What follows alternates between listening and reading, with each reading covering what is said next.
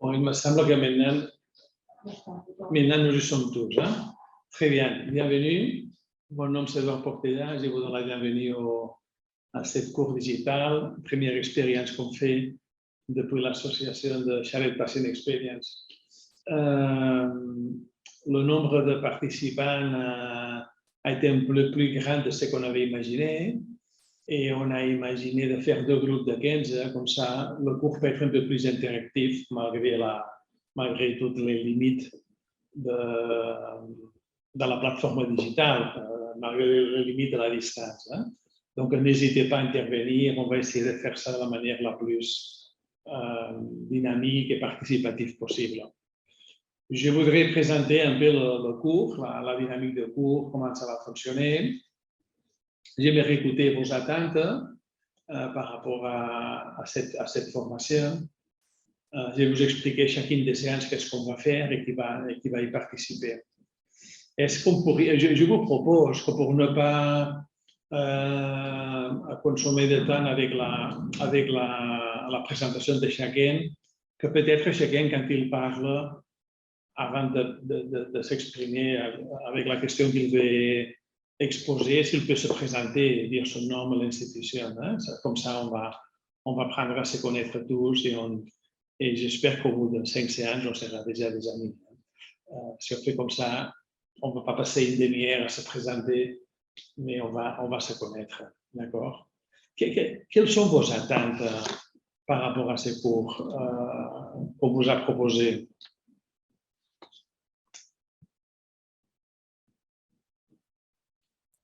Vous travaillez déjà dans les Patient Experience et vous voulez renforcer de connaissances ou c'est une chose qui vous attire l'attention? C'est l'institution qui vous a proposé ça. Qui se lance? Alexandre. Bonjour à tout le monde. Donc, moi, c'est Alexandre Hébert. Je suis anesthésiste et urgentiste actuellement au CHR de Verviers pour encore quelques jours. À partir de novembre, je vais devenir directeur médical au CHR Sambre-et-Meuse sur le site de Sambre. Et en fait, moi, j'avais eu l'occasion, je pense il y a 2 ans, d'assister au congrès qui avait créé l'expérience patient où Edouard y participait avec Sauce Traga à Bruxelles. Et je pense que c'était une bonne dynamique d'inclure le patient comme partenaire de ses soins. Ça m'avait vraiment bien plu.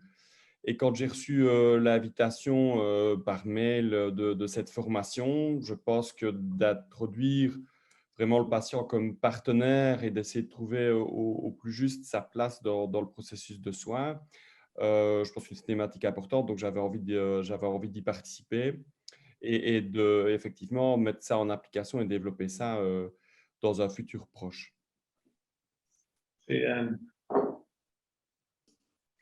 Donc, sera ta première, non? Après le cours, c'est ça?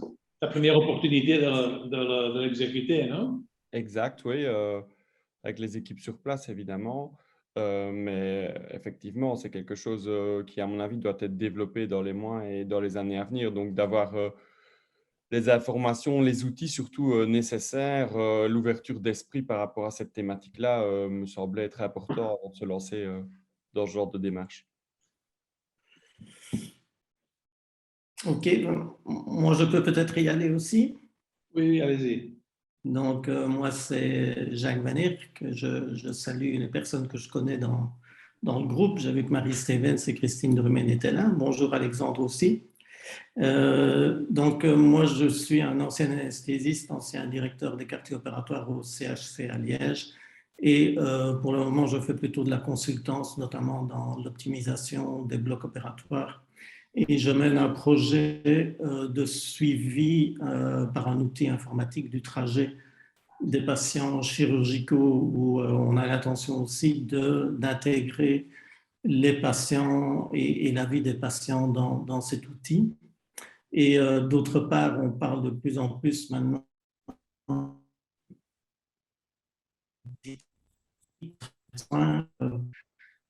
où je pense qu'il faudra aussi inclure les patients. J'ai été aussi visiteur pour Accréditation Canada et c'est un thème qui leur tient très fort à cœur pour le moment. Je sais que plusieurs institutions sont en train de mettre en place des commissions de participation patients. Donc voilà, moi c'est un peu tout ça qui m'intéressait dans ce cours-ci, savoir où on en était à l'international, comment ça se passe et comment on peut mettre des choses efficaces en place dans les institutions. Très bien. D'autres attentes? Oui? Oui, bonjour, voilà. Je ne sais pas si vous m'entendez bien, ça va? Oui? Donc, je suis Delphine Hertz. Je viens depuis le 1er septembre de rejoindre l'équipe de Sostraga, justement, dans le développement de l'expérience patient à la clinique Saint-Jean à Bruxelles. Et bien que déjà depuis 10 ans chef du service social et de la médiation interculturelle avant ça, plus dans l'opérationnel, l'idée c'est justement de pouvoir être encore plus en connexion avec l'expérience de patient, d'avoir des outils pour avancer dans le développement et aller encore plus loin au niveau de la clinique. Voilà, la raison. Très bien.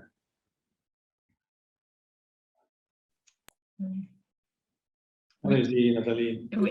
Moi, je suis Nathalie Delbrassine, je suis infirmière, chef de service à la Citadelle de Liège et je suis également secrétaire de SPX. Donc, clairement, le sujet m'intéresse depuis de nombreuses années, ça c'est sûr. Mais ce que je viens chercher ici, c'est plus peut-être un peu de théorie et des outils pour améliorer tout ce qui touche à l'expérience patient au sein d'une institution hospitalière.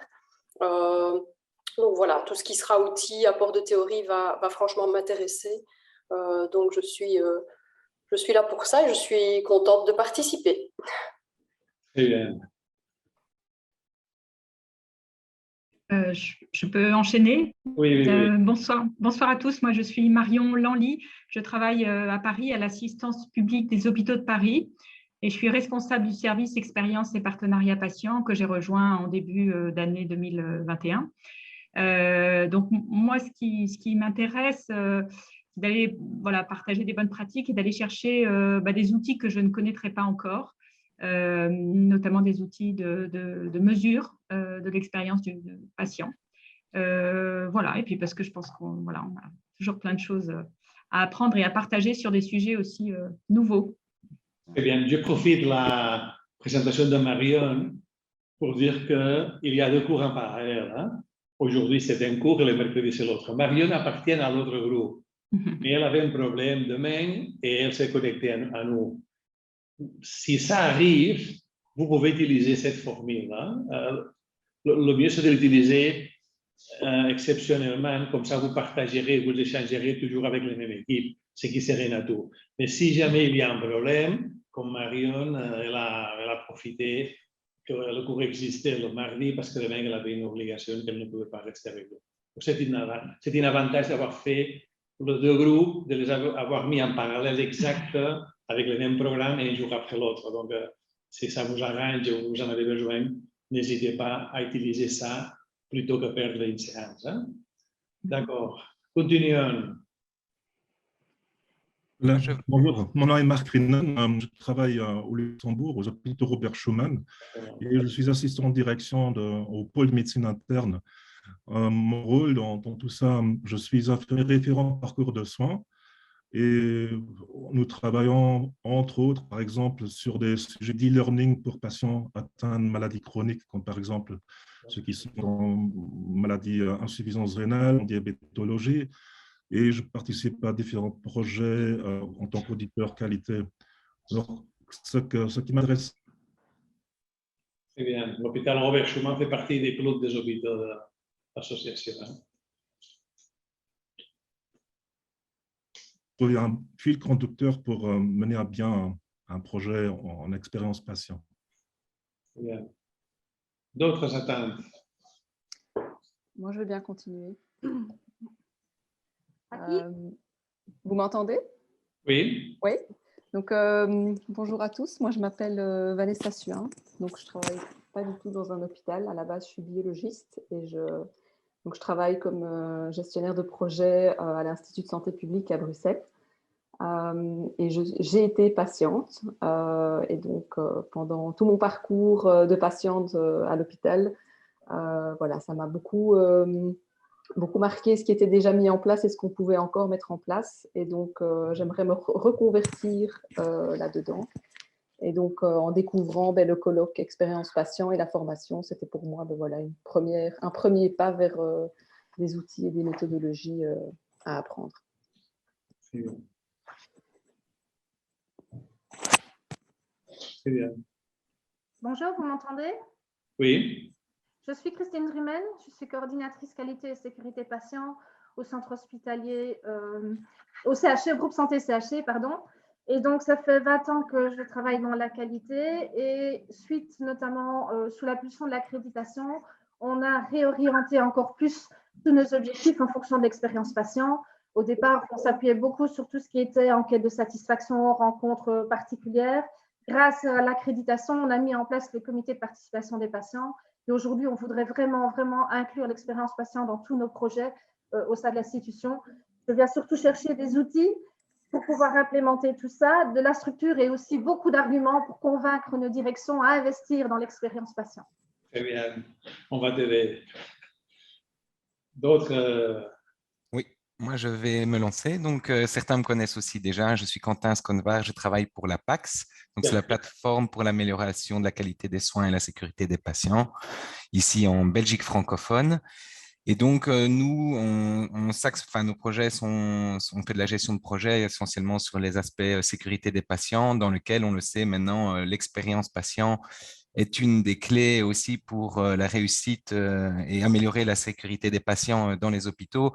Et donc, on veut se tenir toujours au courant et à jour de tous les outils qui se font à l'international pour être toujours capable de proposer dans nos projets les outils les plus pertinents lorsque on construit un projet avec les hôpitaux ici et les maisons de repos maintenant de plus en plus aussi dans le secteur.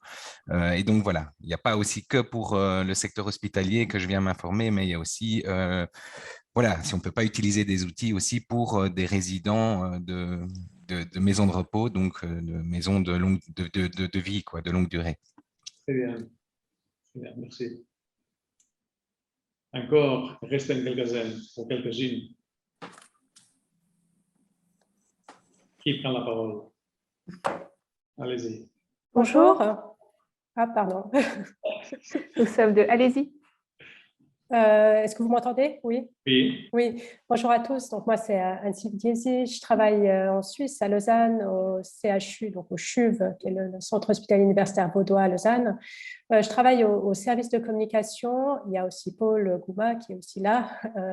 On est deux collègues.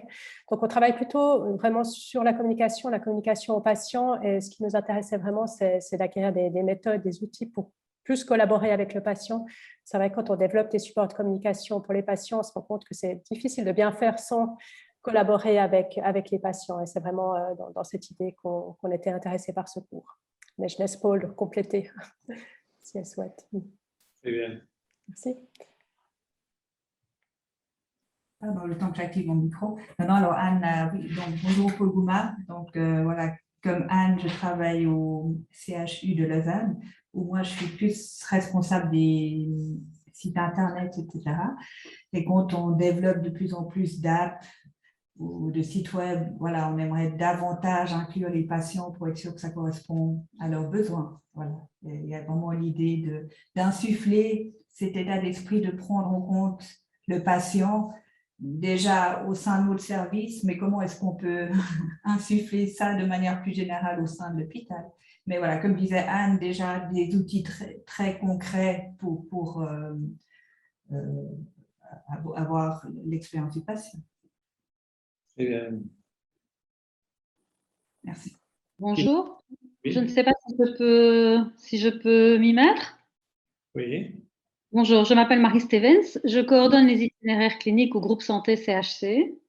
Donc moi, je fais ça depuis fin 2003. Et depuis fin 2003, chaque fois que je construis un itinéraire clinique, j'ai à cœur d'avoir l'avis et le côté patient pour que ce trajet corresponde le mieux à leurs besoins. Donc, je l'ai fait à petite échelle et j'ai essayé de le faire grandir de plus en plus. Et donc, maintenant, avec Christine Drumen, on a mis en place le bureau patient acteur de sa santé.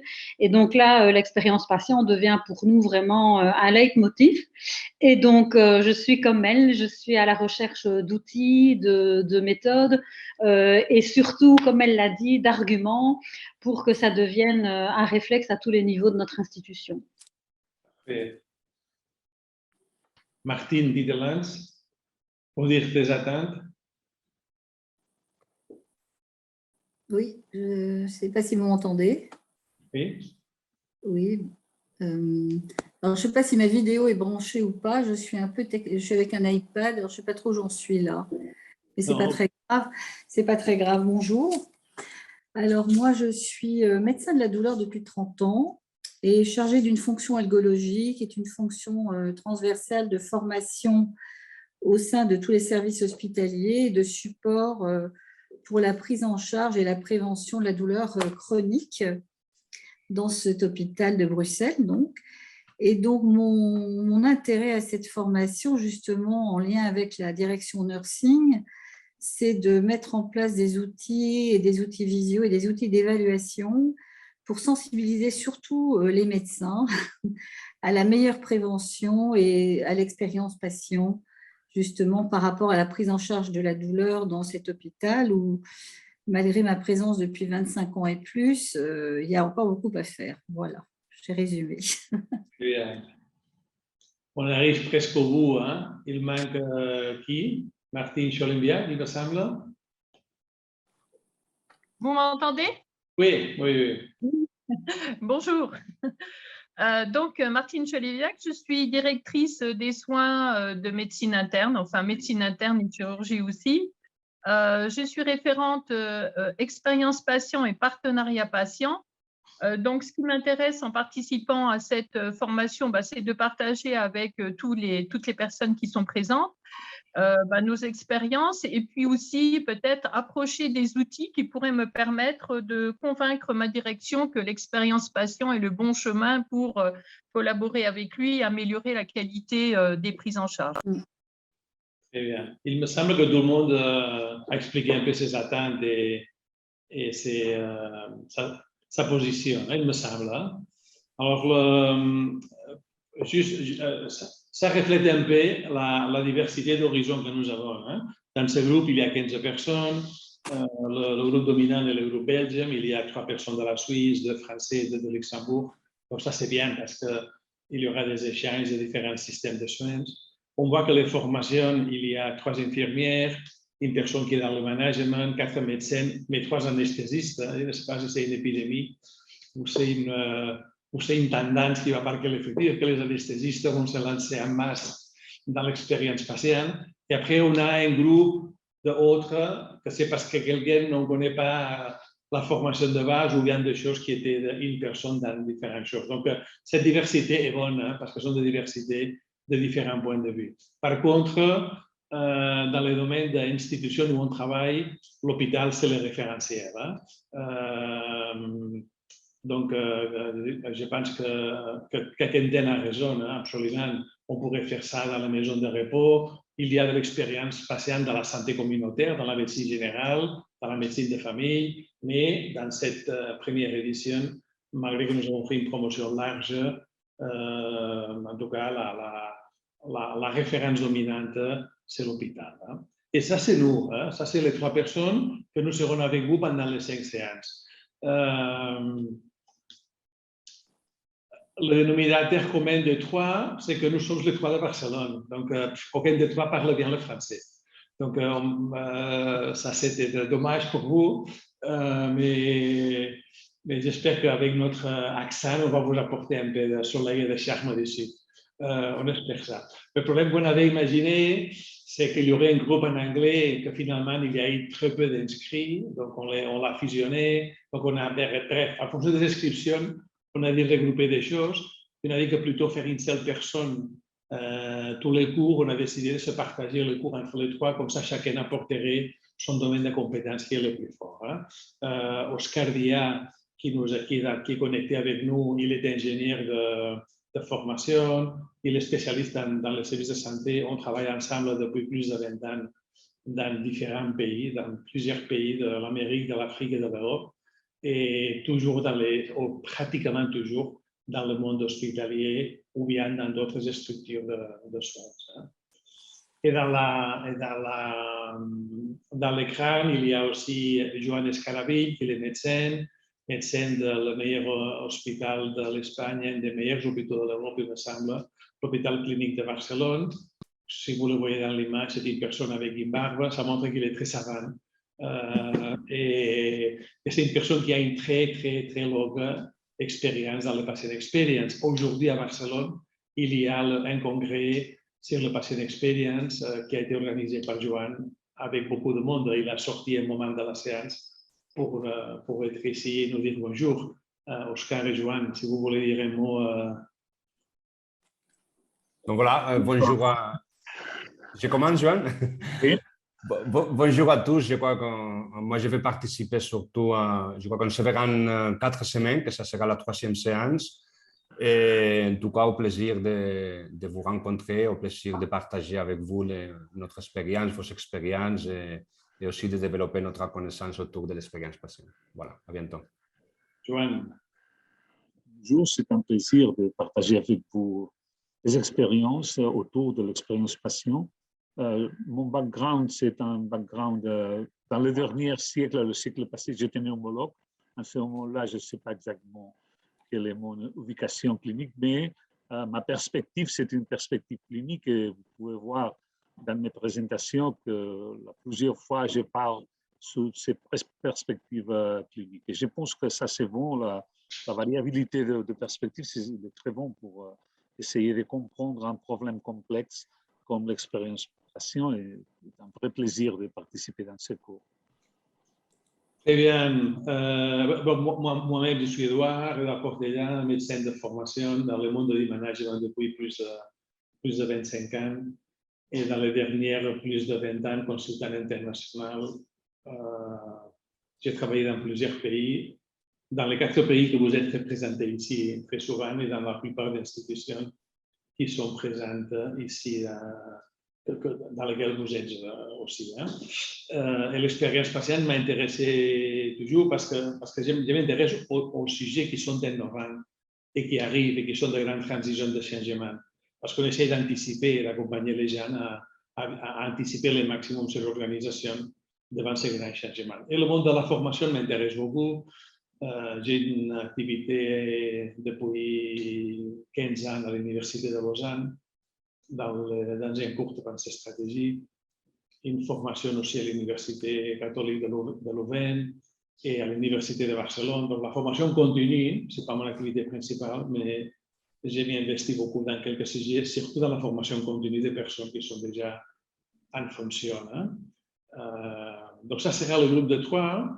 Les objectifs de cette formation, c'est donner une vue d'ensemble sur la réalisation d'un projet et sa mise en place. Évidemment, les outils et les approches méthodologiques sont là-dedans, mais l'idée, la guide est de préparer le design d'un projet à proposer à un directeur général pour l'implanter.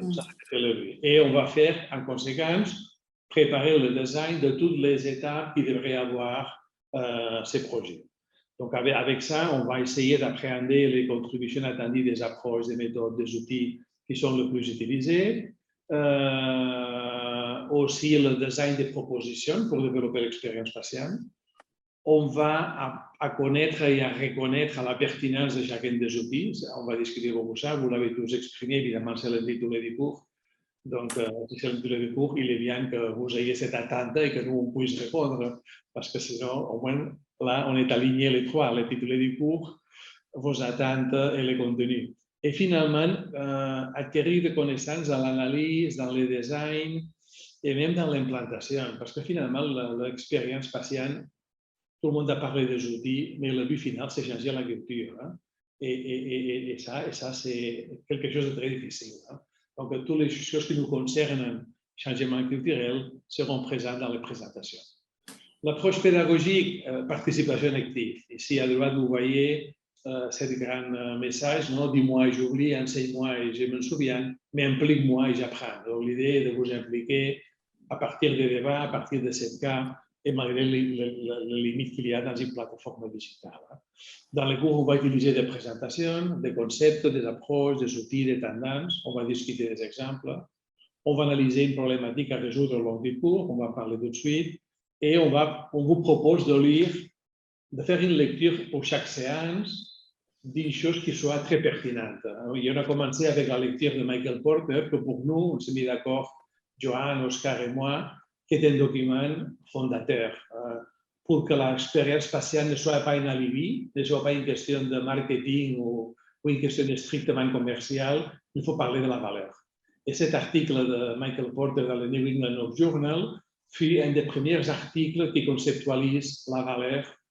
Et il a fait quelqu'un de dehors de la santé, justement, pour nous expliquer à nous, les sanitaires, qu'avec la durée moyenne de séjour, le nombre d'urgences, etc., ça, ce n'était pas la valeur du tout, que la valeur était le résultat.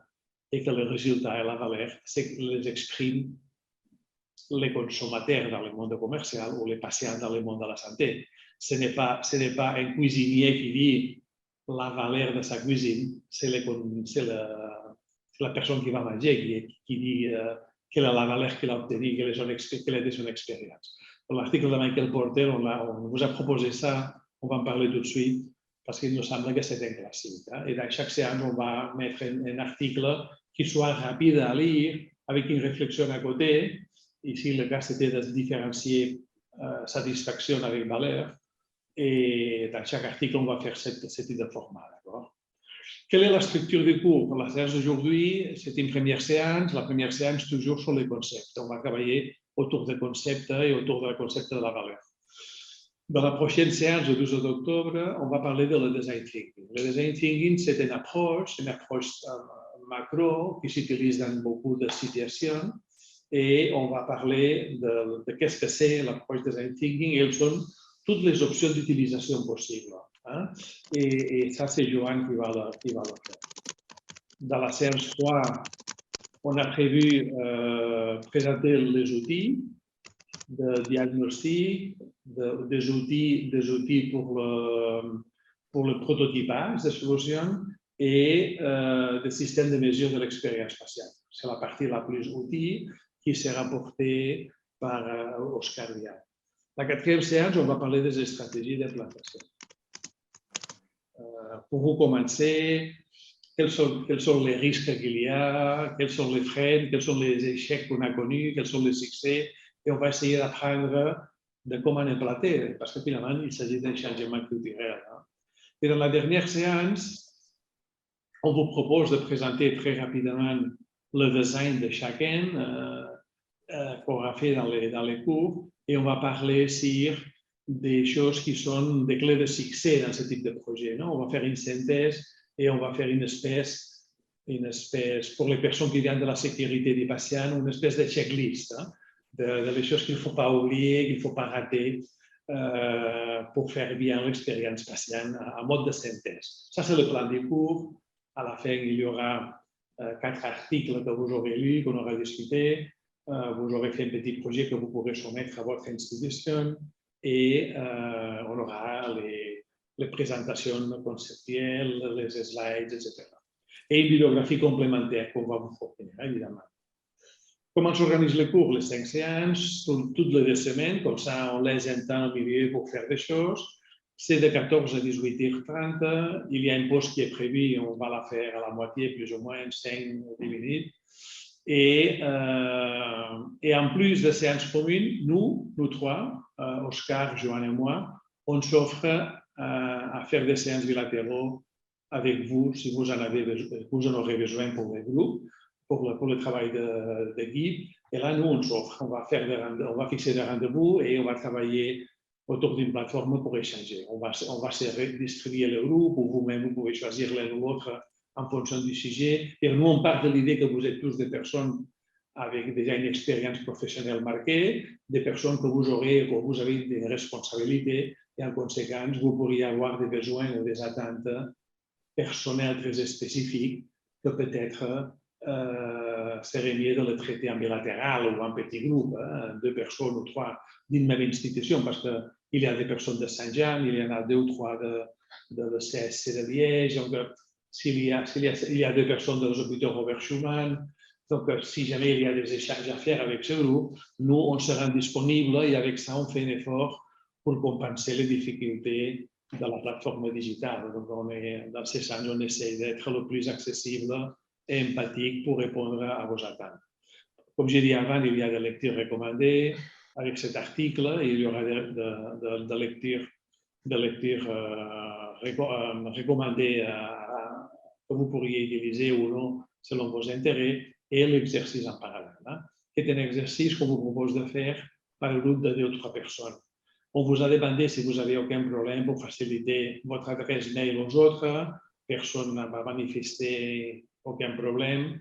Donc, Anaïs va vous envoyer les présentations d'aujourd'hui et la liste de participants avec son courrier électronique. À partir d'ici, c'est à vous de vous mettre en contact et d'essayer d'articuler ce groupe. Hein.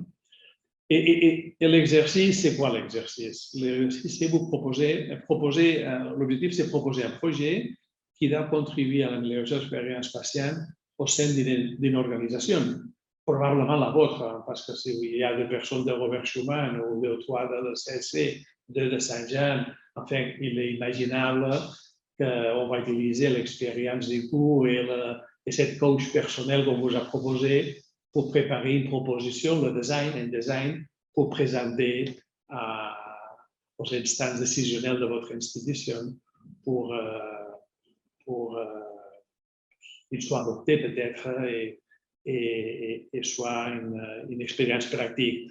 Dans ce projet, on vous propose de définir la problématique donc, et on demande une chose seulement, que la problématique soit importante du point de vue du patient. Il est évident qu'on peut faire l'expérience patient partout, un peu plus difficile quand le patient est endormi dans une salle d'un quartier opératoire, mais on peut le faire partout, mais on vous demande qu'il soit le plus pertinent ou qui ait l'impact le plus grand sur l'expérience patiente, parce que ça permet de l'implanter après. On vous demande que vous faites une hypothèse de pourquoi dans la littérature on voit que l'expérience patiente pourrait améliorer les résultats cliniques ou qu'est-ce qu'il pourrait apporter, et on vous demande de formaliser votre bien fondé et expliciter les raisons entre les attentes par rapport aux résultats et le bien fondé de la démarche. À partir de ça, on vous propose de décrire la méthodologie, et c'est là qu'on va utiliser les outils et les approches. Quel outil serait le plus pertinent dans la phase diagnostique, dans la phase prototypage, dans la phase d'implantation, et après discuter les barrières et les résistances et comment gérer les changements. Donc, comme vous voyez, sont les choses habituelles à traiter dans un projet de ce type. Hein. Et on vous propose aussi à la fin de ce projet de dire quel serait le calendrier pour la mise en œuvre de ce projet. Hein. La présentation, on la fera dans la dernière séance. On vous donne 10 minutes pour faire ça. On va vous donner un canevas pour faire ça de la manière la plus structurée possible et qui devrait vous aider aussi pour l'utiliser après dans votre institution. Et le document, il faut l'expliquer dans un document. Le projet, on doit l'expliquer dans un document de 5 pages. On va faire. Donc, c'est assez. Nous avons voulu faire une chose simple, très pragmatique, très structurée et que potentiellement puisse être utilisée dans les institutions sur lesquelles vous ferez le travail. Ça, c'est un peu l'idée. De l'exercice, ça vaut la peine parce qu'il faudra mettre en œuvre les questions qui auront été débattues et discutées dans notre cours. Nous 3, Oscar, Joan et moi, on se propose de vous accompagner. Normalement, on devra faire 2 séances. S'il en faut plus, nous, on est disponible pour vous accompagner. Nous, on a tout l'intérêt à que cette première expérience de formation organisée par Charles Patient Experience soit un succès et en conséquence, on va faire tout le tout pour que ce soit une bonne expérience et qu'on puisse continuer à le développer. À la fin, il y a une évaluation, il y a qui est prévu avec ces projets et les commentaires aux 4 lectures, avec une participation qui est indispensable. Il y aura une attestation. Pour les médecins belges, ils ont les points INAMI qui nous ont été octroyés il y a quelques jours. Et ça c'est un peu globalement la présentation. Vous avez ici la liste des participants avec les mails, enfin, vous avez tout. Mais ça, vous l'aurez aussi, on va vous l'envoyer à Anaïs tout de suite, après la séance. Ça, c'est l'introduction. Et là, si vous êtes d'accord, on se lance dans le contenu de la première séance.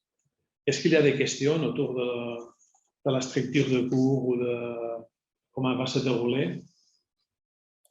Moi, j'avais une petite question sur le groupe. Donc, comme c'est très concrètement un projet à mettre en place, ou en tout cas toute une méthodologie autour d'un projet pour notre hôpital qui soit très concret, sur lequel, imaginons qu'il y ait quelqu'un qui soit de la clinique Saint-Jean, mais qui soit le mercredi, je peux quand même me joindre à cette personne-là pour travailler un projet commun ou... Dans les séances bilatérales. Pardon? Dans les séances bilatérales de suivi.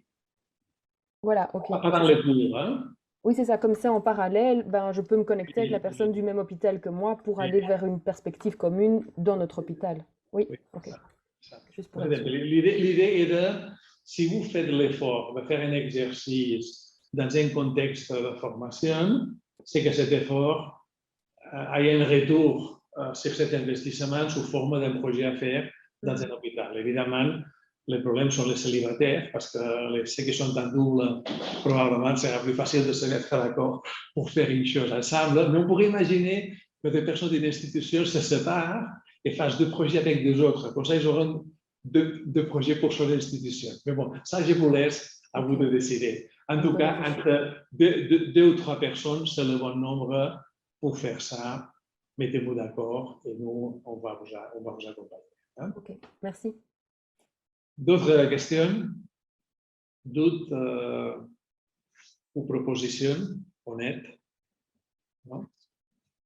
Donc, on y va avec la matière. Non? Cette première séance, c'est le cadre conceptuel de l'expérience spatiale et la mesure de la valeur.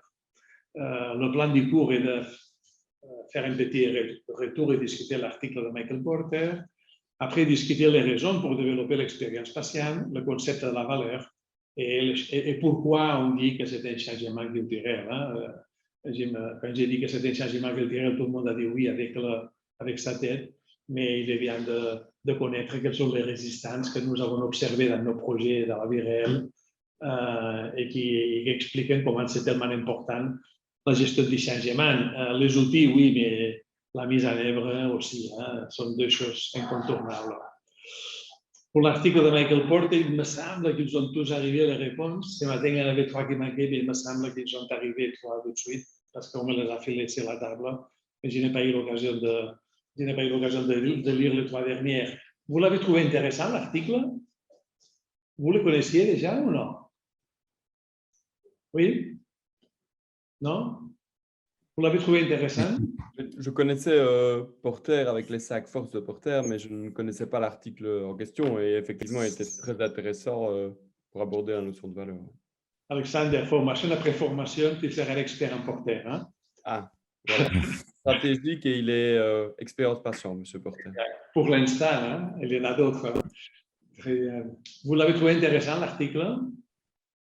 Court, synthétique. Cet article a été une révolution. Hein? Parce que M. Porter, pas dans l'article, mais dans son discours, M. Porter est un des hommes qui influence le plus dans les stratégies des organisations. Et depuis quelques années, il s'intéresse à la santé. Nous avons une chance qu'il s'intéresse à la santé. Il est professeur à la Harvard Business School. Et quand il s'est intéressé à la santé, ce qu'il a dit, c'est qu'est-ce que c'est ça? Ces gens font un travail, ils mesurent les prestations de forme unitaire, mesurent les processus, mais on ne sait pas ce qu'ils produisent. Quel est le produit? Ils nous parlent de lits, de DMS, de virage ambulatoire, d'urgence, d'intervention chirurgicale, de consommation de médicaments. mais ils ne nous parlent pas des résultats. Et en plus, s'ils travaillent sur les personnes, si c'est un service sur les personnes, on devrait imaginer que sur les résultats, la personne aurait quelque chose à dire. Ça, c'est quelqu'un d'une forme plus ou moins naïve, entre guillemets, je pense que M. Porter, il n'est pas du tout naïf, il nous a dit quand il est atterri dans le monde de la santé. Depuis ce moment-là, Porter, il est un acteur constant dans le monde de la santé avec des apportations très intéressantes. J'imagine que le temps de l'exercice a été raisonnable, non? Lire l'article, réfléchir un peu et écrire la page, ce n'est pas une chose. Notre idée était de ne pas vous provoquer une consommation intense de temps.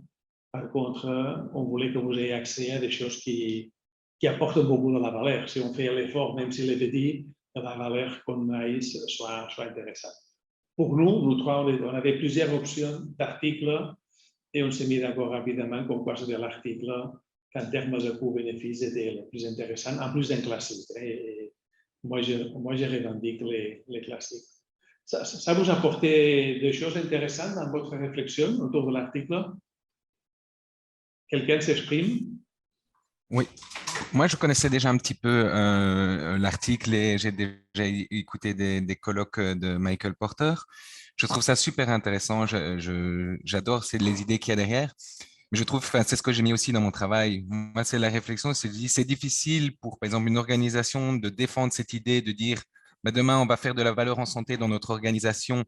Voilà, un médecin va faire ça, va collecter des résultats près de ses patients et va essayer d'avoir ce concept de valeur. Si à un niveau macro, les États et le politique ne suivent pas. Parce que, par exemple, ici en Belgique, on est dans un système où encore on est rémunéré à l'acte. Comment on va aller défendre un projet où on va faire de la valeur en santé, sachant que quand on fait du volume à l'hôpital, c'est comme ça qu'on gagne de l'argent. Et donc, je comprends tout à fait l'idée et l'apport qu'il y a derrière, mais il faut qu'il y ait des vrais changements politiques, des changements de paradigme pour pouvoir commencer à défendre ce modèle-là au sein des organisations de soins, parce que sinon, on n'y arrivera jamais. Voilà, c'était ma réflexion, mais oui, voilà, l'idée derrière, je la trouve intéressante. Mais voilà, comment défendre justement l'apport de l'expérience patient là-dedans si on ne donne pas les moyens politiques pour le faire? T'entends, tu as raison, tu as mis le doigt juste dans l'endroit. Mais il faut rappeler une chose, c'est que la Belgique aujourd'hui, c'est un des pays qui est plus en arrière avec le financement hospitalier. Le Luxembourg aussi. Les deux. Mais vous êtes très en arrière. C'est pour ça qu'il est à Paris un rapport qui parle de la réforme des financements hospitaliers qui a été fait par notre équipe, qui est un rapport qui a eu beaucoup de débats autour de ce rapport, mais que malheureusement le ministère de la Santé en Belgique vient de décider que la décision sera prise en 2025 et que plutôt qu'intégrer le financement, c'est ce qu'il propose Porter justement, on va encore faire une nomenclature qui multiplie par 4 le nombre d'actes différents, selon les informations que j'ai eues jusqu'à maintenant. Mais d'autres pays n'ont fait pas ça. La Suisse, par exemple, il y a des personnes de la Suisse, il y a juste, quand j'ai préparé les cours, il y a eu juste 3 institutions, l'hôpital de Berne, la clinique Latour et le troisième, c'était le groupe mutuel, qui ont fait un accord pour faire de financement en intégrant ce qu'on appelle le bundle de paiement, des paiements intégrés en tenant compte des résultats. Ou la réforme qu'on a vécue en France de l'article 51 de la loi de la sécurité sociale qui prévoit financer des financements groupés par parcours de soins, c'est déjà des pistes. Et si on va aux pays scandinaves, ils ont été les premiers en Europe à travailler dans cette logique de financement par résultat, le bundle de paiement. Donc, il y a un mouvement, mais qui est difficile. De la même manière que quand on a implanté le DRG, dans la plupart des pays, on l'a fait d'un seul coup. Les bundles de paiement, dans tous les pays, on le fait pas à pas. On le fait par différents types de problèmes de santé et c'est une expérience qui est complexe. Mais aujourd'hui, il y a beaucoup de recherches autour de ça. Il le sait très bien, comme le groupe ICOM à Stockholm ou le groupe Santéon dans les Pays-Bas. Il y a plein de recherches qui essayent de mesurer ce type de résultats. Très bien. D'autres apports qui vous ont interpellé? Oui, allez-y. Oui. Excusez-moi, je ne vois pas votre nom dans les dans les écrans. Parce que mon écran est très loin de moi. D'accord. Donc, je vous donne la parole, mais je ne sais pas quel est le nom. Je suis Marion Lanly. Oui. Voilà, je travaille à l'assistance publique des hôpitaux de Paris. Alors, moi j'ai rejoint le monde de la santé il n'y a pas très longtemps. J'étais dans des secteurs voilà, économiques marchands avant. Donc l'approche de Michael Porter, évidemment, enfin, dans le monde privé, d'autres secteurs, évidemment, il faut apporter de la valeur aux clients, sinon on a tout perdu, quoi. Sinon le client s'en va. Mais c'est vrai que je rejoins ce que disait le monsieur juste avant sur la question de la rémunération à l'acte. Aujourd'hui, c'est compliqué tant que le système ne colle pas à cette mesure de la valeur, mais en même temps, dans la vraie vie, les patients, quand ils ont le choix, s'ils ne sont pas contents de la valeur à un endroit, voilà, ils partent en fait. Dans la vraie vie, en fait, les actes, on peut perdre des actes parce que les patients décident d'aller ailleurs à un moment donné de leur parcours parce qu'ils ne sont pas contents de la valeur créée à un endroit de leur point de vue. Hein, voilà, ils ne le formulent pas comme ça, mais c'est quand même une réalité concrète et économique.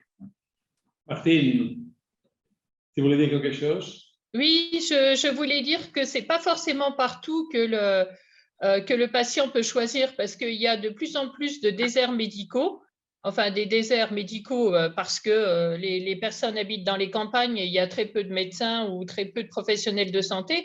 Donc, ce n'est pas forcément vrai qu'il y a un choix et une concurrence dans tous les endroits. Peut-être à Paris, certainement à Paris ou dans le sud de la France, mais pas partout. Je suis complètement d'accord, mais il y a aussi le choix de ne pas se faire soigner. Il y a aussi des gens qui, malheureusement, à un moment donné, lâchent prise parce qu'ils ne sont pas, voilà, ils sont pas à l'aise. D'autres apports. Moi, je voulais souligner aussi, ce n'est pas parce que le financement ne suit pas pour le moment et qu'on n'a pas encore résolu ce problème-là qu'il ne faut pas suivre l'évolution du patient à long terme. Pour le moment, on a des outils informatiques qui le permettent. Et ça aussi, ça a une vraie valeur en soi. Et comme disait Madame Lanly, ça permet aux patients de faire des choix corrects. Et ça permet surtout aux équipes de s'améliorer sur le long terme. Exactement. Oui, mais moi je voulais rajouter donc par rapport à ce qui vient d'être dit. Donc oui, c'est très intéressant de déjà lancer l'initiative et donc de collecter des résultats qui sont pertinents pour le patient dans le trajet de soins de celui-ci. Et donc, c'est pour ça que je mets en avant, ce qu'il faut peut-être mettre plus en avant, justement, c'est l'impact que peut avoir la collecte de ces résultats de santé sur l'expérience du patient et pas tant la valeur que ça peut créer à long terme, puisque comme on est dans un système où on est encore à l'acte, ce serait peut-être mieux de plutôt mettre l'avantage que peut avoir la collecte de ces résultats, notamment dans la communication avec le médecin, puisque le médecin collecte des résultats qu'il ne collecterait pas autrement. Et donc, il peut en discuter avec le patient, il se fixer des objectifs de santé avec ce patient-là, et ce qui permet justement d'améliorer cette expérience. Et donc, peut-être qu'il faudrait, dans un système comme la Belgique, de dire quand on veut collecter des résultats de santé et aller vers la valeur en santé, c'est justement de mettre plus l'emphase sur l'importance que pourrait avoir ce collecte de résultats de santé sur l'expérience même du patient et du médecin. Oui, et alors moi, la question que je pose par rapport à tout ce qui se raconte, ce serait l'impact sur vraiment les bonnes pratiques, et surtout dans certaines spécialités comme la mienne.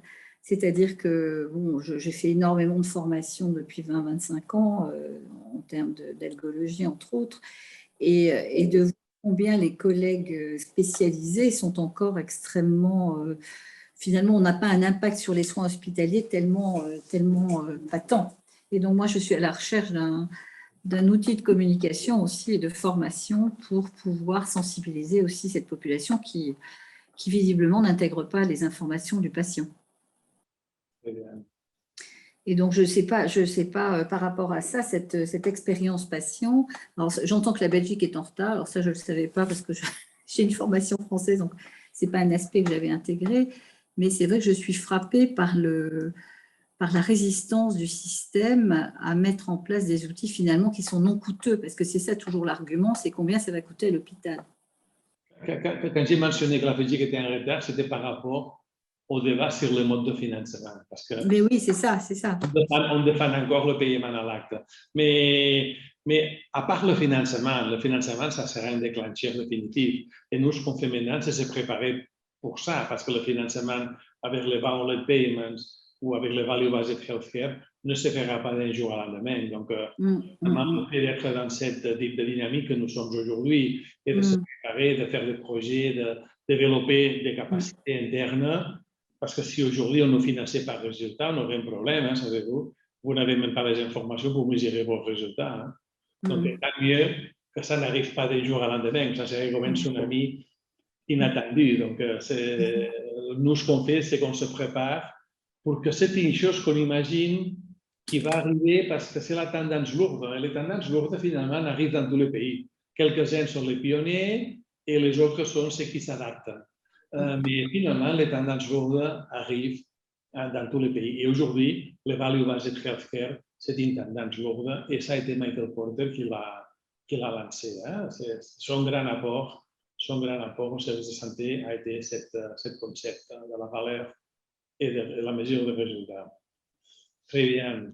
Il y a d'autres choses, nouvelles? Oui? Oui. Je me posais la question aussi parce que Michael Porter, dans l'évaluation de la valeur, c'est la valeur par rapport à tout le parcours du patient. Oui. Et finalement, on reste très hospitalo-centré. Et alors que le patient passe la majorité de son temps à l'extérieur, on va dire, il va prendre rendez-vous chez des professionnels à l'extérieur de l'hôpital, la plupart du temps, le médecin traitant ou d'autres professionnels de santé. Et ma question, c'est comment pouvoir évaluer ces résultats pour le patient dans son parcours avec une petite partie de l'hôpital, mais surtout la majorité qui se passe à l'extérieur de l'hôpital. Non, Martine, deux choses. Hein. Michael Porter dit, il ne faut pas évaluer les résultats d'une prestation, il faut évaluer les résultats d'un parcours, parce que c'est l'ensemble d'un parcours qui donne un résultat. Mais dans le système de financement de value payment, on intègre l'activité extra-hospitalière. Hein. On l'intègre. Hein. Quand on finance un CIE pour une prothèse d'ange, on intègre la physiothérapie à domicile, on intègre tout. Hein? Et on fait un paiement, un package, et qu'après sont les prestataires qui doivent se mettre d'accord de comment répartir ce paiement unique. Et ça, c'est un grand problème parce que le prestataire se met autour d'une table pour discuter comment répartir. Et là, on commence à discuter qui apporte plus de valeur dans ce parcours de soins. Non? Et c'est pour ça que... C'est pour ça que c'est difficile de l'implanter. Et les gens l'implantent par parcours de soins. Oui, c'est ça ma difficulté aussi, à voir comment, sans un appui, on va dire, politique, sans une décision politique et les conditions pour qu'on puisse relever les indicateurs de ce parcours, je trouve que c'est difficile quand même. C'est-à-dire changer le financement, c'est une décision politique. Organiser le système d'information, c'est un problème plutôt technique, c'est un problème professionnel. Non? Le problème, c'est que nos tableaux de bord, on mesure encore la durée moyenne de séjour, le taux d'occupation de lit, on mesure des choses qui sont très basées sur la consommation de ressources et très processus et très peu orienté résultat. Parce qu'on regarde les prestations, on ne regarde pas la personne. Hein? Et ça, c'est la grande différence. Très bien. Moi j'ai fait ma lecture aussi. Pour moi, ce sont des choses qui ont été dites dans vos réponses. Par l'un ou par l'autre, quelques-uns en ont dit 2 ou 3. Enfin, pratiquement tout le monde a été autour de ça, qui est l'article en soi-même. Hein? Le résultat de santé, l'importance des résultats de santé. Nous sommes habitués à mesurer le nombre de procédures qu'on fait. Combien d'IRM, combien d'interventions chirurgicales, combien. Quelle est la durée moyenne de séjour, quel est le virage ambulatoire. Mais on parle toujours de ce qu'on fait, pas de le résultat. Hein? Et il nous dit, écoutez, il faut parler des résultats. Et ajoute une chose, il dit, écoutez, pour mesurer les résultats, il faut intégrer la personne qui les consomme. Il faut incorporer la perception d'un patient par rapport aux résultats. Ce n'est pas l'unique mesure, mais c'est une mesure qui doit influencer ces résultats. Et il dit qu'il faut le faire dans un parcours de soins. Pourquoi? Parce qu'une activité, une prestation toute seule, sauf dans des cas très, très ponctuels et en général assez marginaux, n'apportent rien. C'est-à-dire, ce qui fait, c'est tout un parcours de soins avec plusieurs intervenants, avec plusieurs compétences, plusieurs métiers qui facilitent le résultat. Donc, il faut commencer à financer les parcours plutôt que financer. Avec le DRG, on a financé l'épisode hospitalier, mais avec le Value Based Healthcare, justement, on sort de l'hôpital et on finance l'ensemble d'un parcours de soins. Il insiste sur une chose très intéressante. Les prestations apportent de la valeur, mais le contexte dans lequel se font les prestations apporte de la valeur aussi. Donc, tous les aspects de les conditions de l'environnement interne, les conditions relationnelles entre les professionnels et les patients, tout ce qui est le contexte apporte aussi de la valeur. Et ça rejoint clairement la question de l'expérience patient. Et quelque chose qu'il dit, c'est que la perspective de la valeur nous oblige à faire différemment les choses. Et ici, on se lance dans l'aspect de la coopération. Si les patients finalement apportent un point de vue sur le résultat, il faut faire les choses différemment. Peut-être serait mieux d'incorporer les patients avant pour discuter la coopération. Et ça me permet d'enchaîner avec la question que je vous posais, différence entre satisfaction et valeur. Je me souviens qu'il y a 15 ans ou 20 ans, à l'époque de la qualité totale, on arrivait dans des hôpitaux et les hôpitaux avaient mesuré la satisfaction des patients. Les patients disaient qu'ils mangeaient mal à l'hôpital et tous les hôpitaux se lançaient à investir dans la cuisine et à faire même des menus optionnels, ce qui était un coût effrayant pour les hôpitaux. Et quand on a posé la question aux patients, est-ce que c'est important pour vous manger bien à l'hôpital? Ils disent non, je m'en fous de manger bien ou mal. Par contre, quand on posait la question, qu'est-ce que c'est important pour vous? Les patients disaient la sortie. Vous connaissez l'hôpital qui a un département de sortie? Parce qu'on a fait des départements d'entrée, des départements de sortie, non. Mais les gens disaient, dans ces enquêtes, des projets qu'on a fait, qui disaient, écoutez, moi, le moment de plus de stress, c'est la sortie. Quand je suis dedans, je suis confiant avec l'équipe technique, avec son savoir-faire, ses compétences. Mais au moment de sortir, ça c'est le drame. Parce qu'on fait une démarche administrative et moi j'ai plein de questions. Je voudrais savoir quels sont les risques que j'ai. Je voudrais savoir quels sont les vrais signes d'alarme. S'il y a une chose qui m'arrive que je ne connais pas, est-ce que c'est normal qu'elle m'arrive ou je dois réagir? Et si je dois réagir, où je dois réagir? Pendant la semaine, les samedis et dimanches, pendant la nuit, pendant la journée, où? Et comment faire ça? Et ce sont des questions que les gens se posent au moment de la sortie. Et nous, on s'occupe de l'entrée, mais pas de la sortie. Et on s'occupe de la cuisine. Et quand on posait des questions, qu'est-ce que c'est important pour vous? Les gens disaient le bruit dans la nuit. Parce que je suis dans un ambiance, dans un environnement qui n'est pas le mien, dans un lit qui n'est pas le mien, une chambre qui n'est pas la mienne. Et tout d'un coup arrive quelqu'un en urgence, un accident de moto, il faut l'hospitaliser, et le bracantier arrive, bam, il allume tous les couloirs, entre dans ma chambre à lui, il allume la chambre, et la personne entre à 3 heures, tandis que peut-être elle aurait pu rester en urgence 4 heures et faire l'admission à 7 heures, ce qu'aujourd'hui on fait la plupart des hôpitaux. Mais le bruit, c'était une chose. Quand on a posé des questions sur qu'est-ce que c'est important pour vous, pas toujours la réponse était ce qu'on mesurait dans les enquêtes de satisfaction. Et ça, c'est important. Donc, la valeur nous met en relation cette satisfaction avec la perception d'un patient par rapport à ça. Et l'autre chose, c'est que la qualité, en général, non, de manière très majoritaire, a été définie à partir de normes professionnelles dans la réalisation de prestations et pas toujours en lien avec les résultats de santé.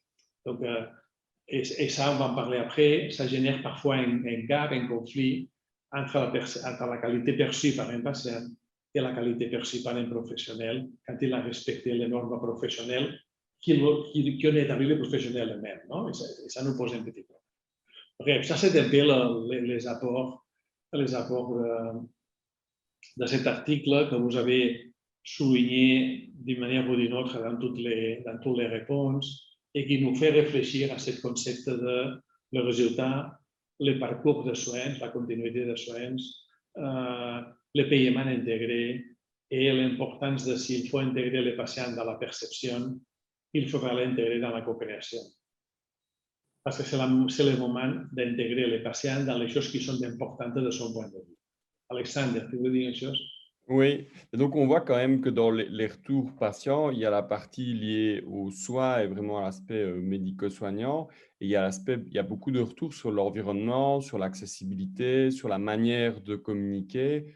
Et donc, forcément, dans ce qui va être retenu d'un passage à l'hôpital, c'est parfois quand même des expériences ou des sentiments qui ne sont pas nécessairement liés à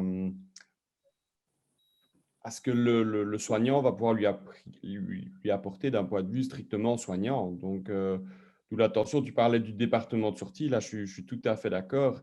Et à la sortie d'un service d'urgence, trop souvent quand la prise en charge est terminée, c'est vrai qu'on oublie peut-être de donner le canevas des mesures à suivre et des éléments importants après le passage du patient aux urgences. Donc, or, c'est ça qui va vraiment être à l'avant-plan du retour du patient et de ce qu'il va vraiment ressentir lors de son passage à l'hôpital.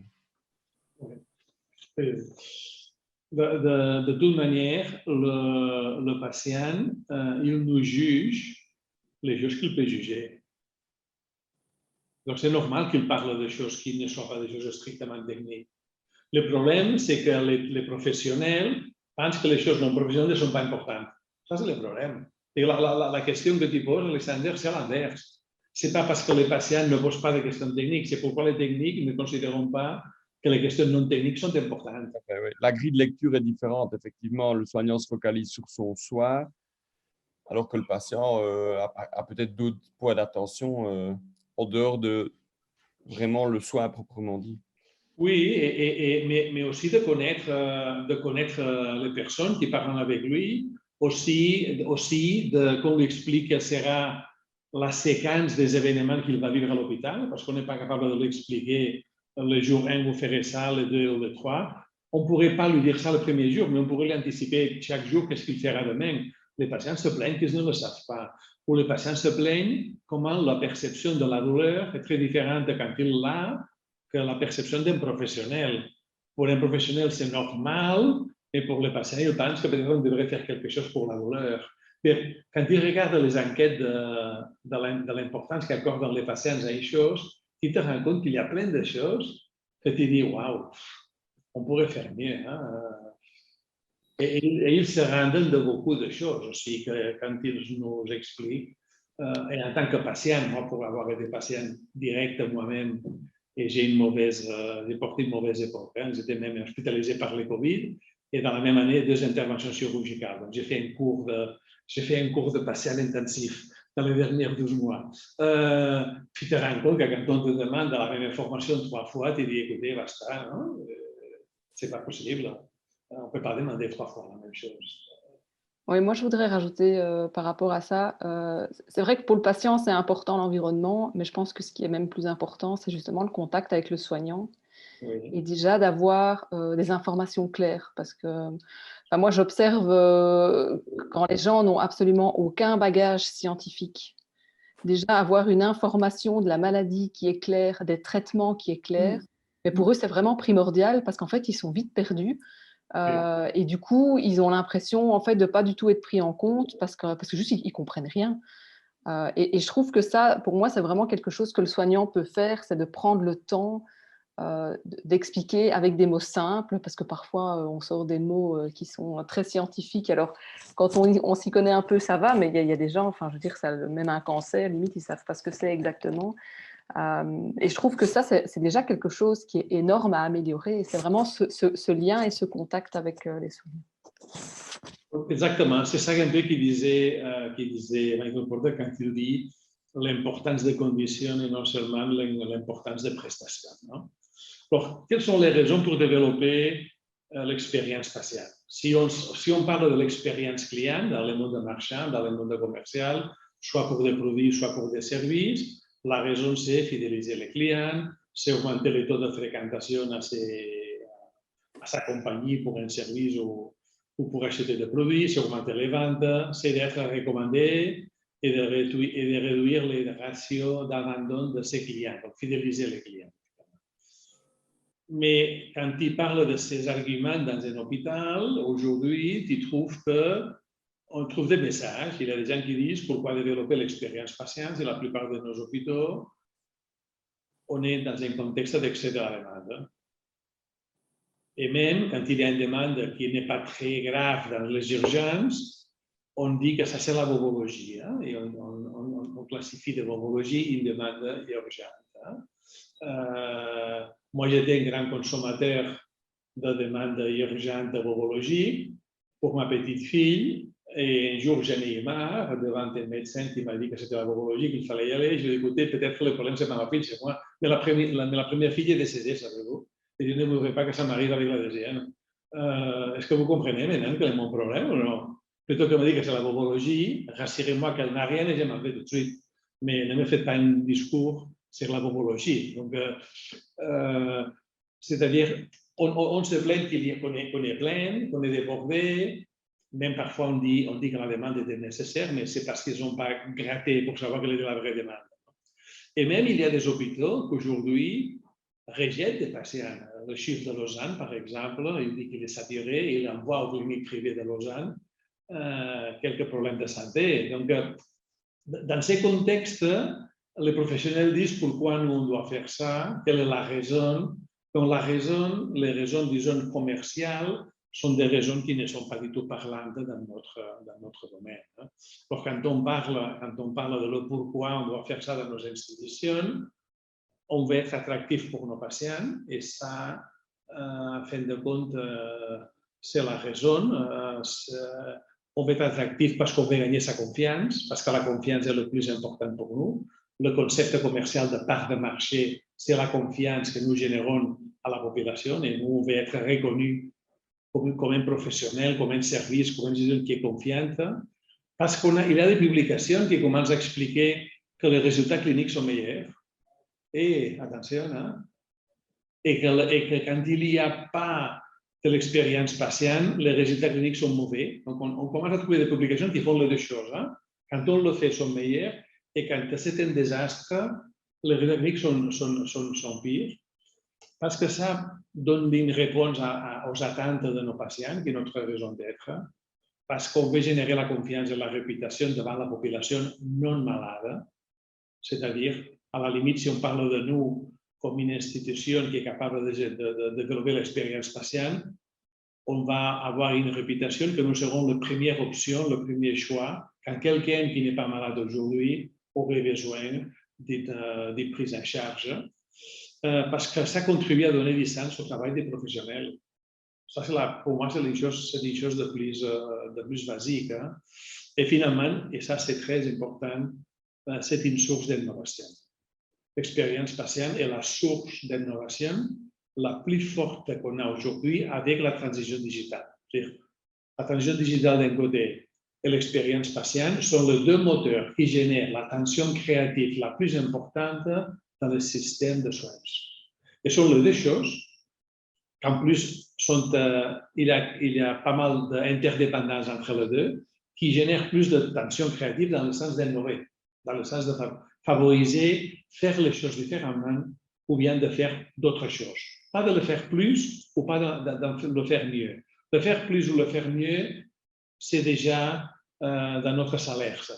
On est payé pour faire plus et faire mieux.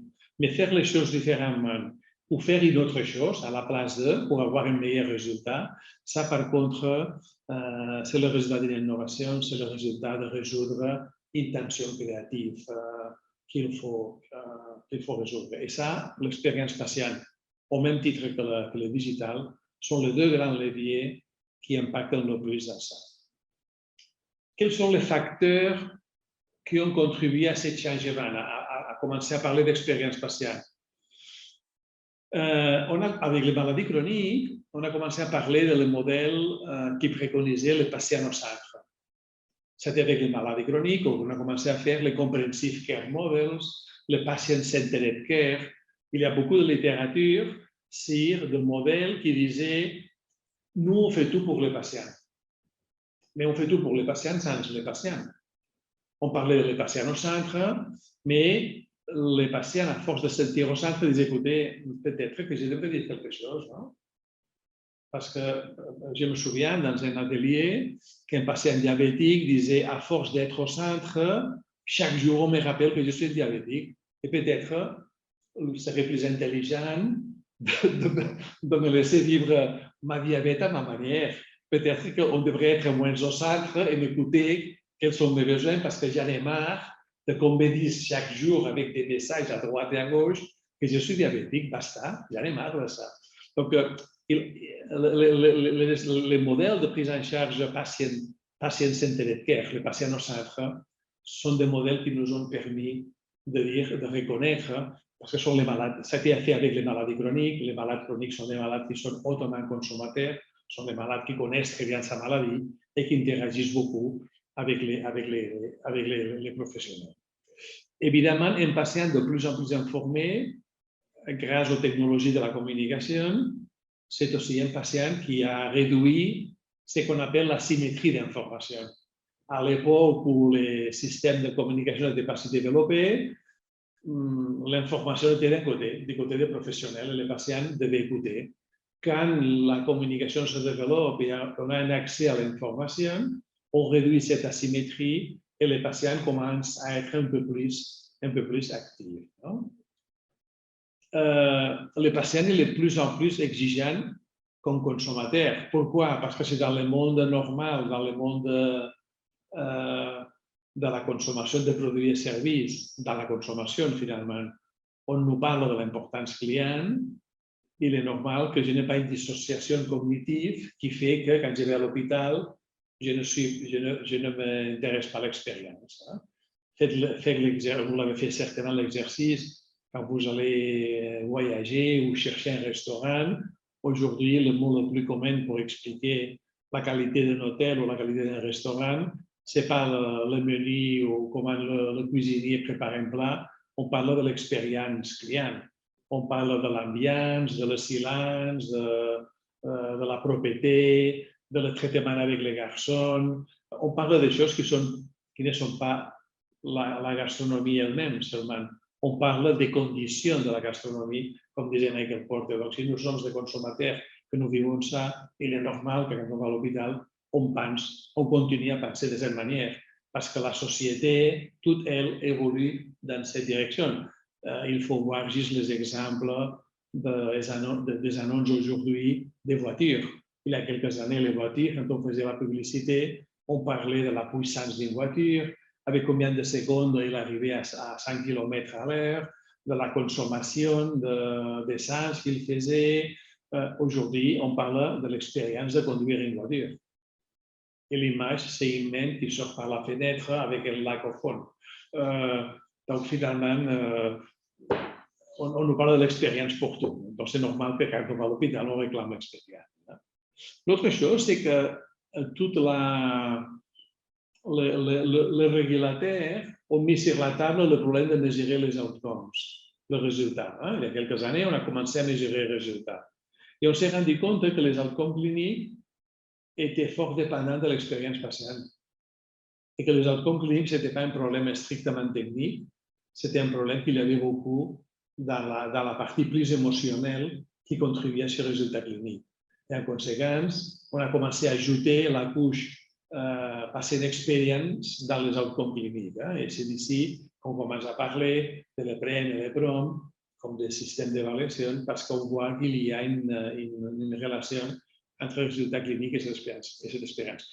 Et finalement, la dernière, c'est qu'aujourd'hui, on est dans une tendance lourde, comme on a évoqué il y a quelques minutes, qui est le value-based healthcare, que le système de santé dit qu'on ne peut pas continuer à financer les prestations, qu'elles génèrent une inflation de plus de prestations et on ne connaît pas les résultats.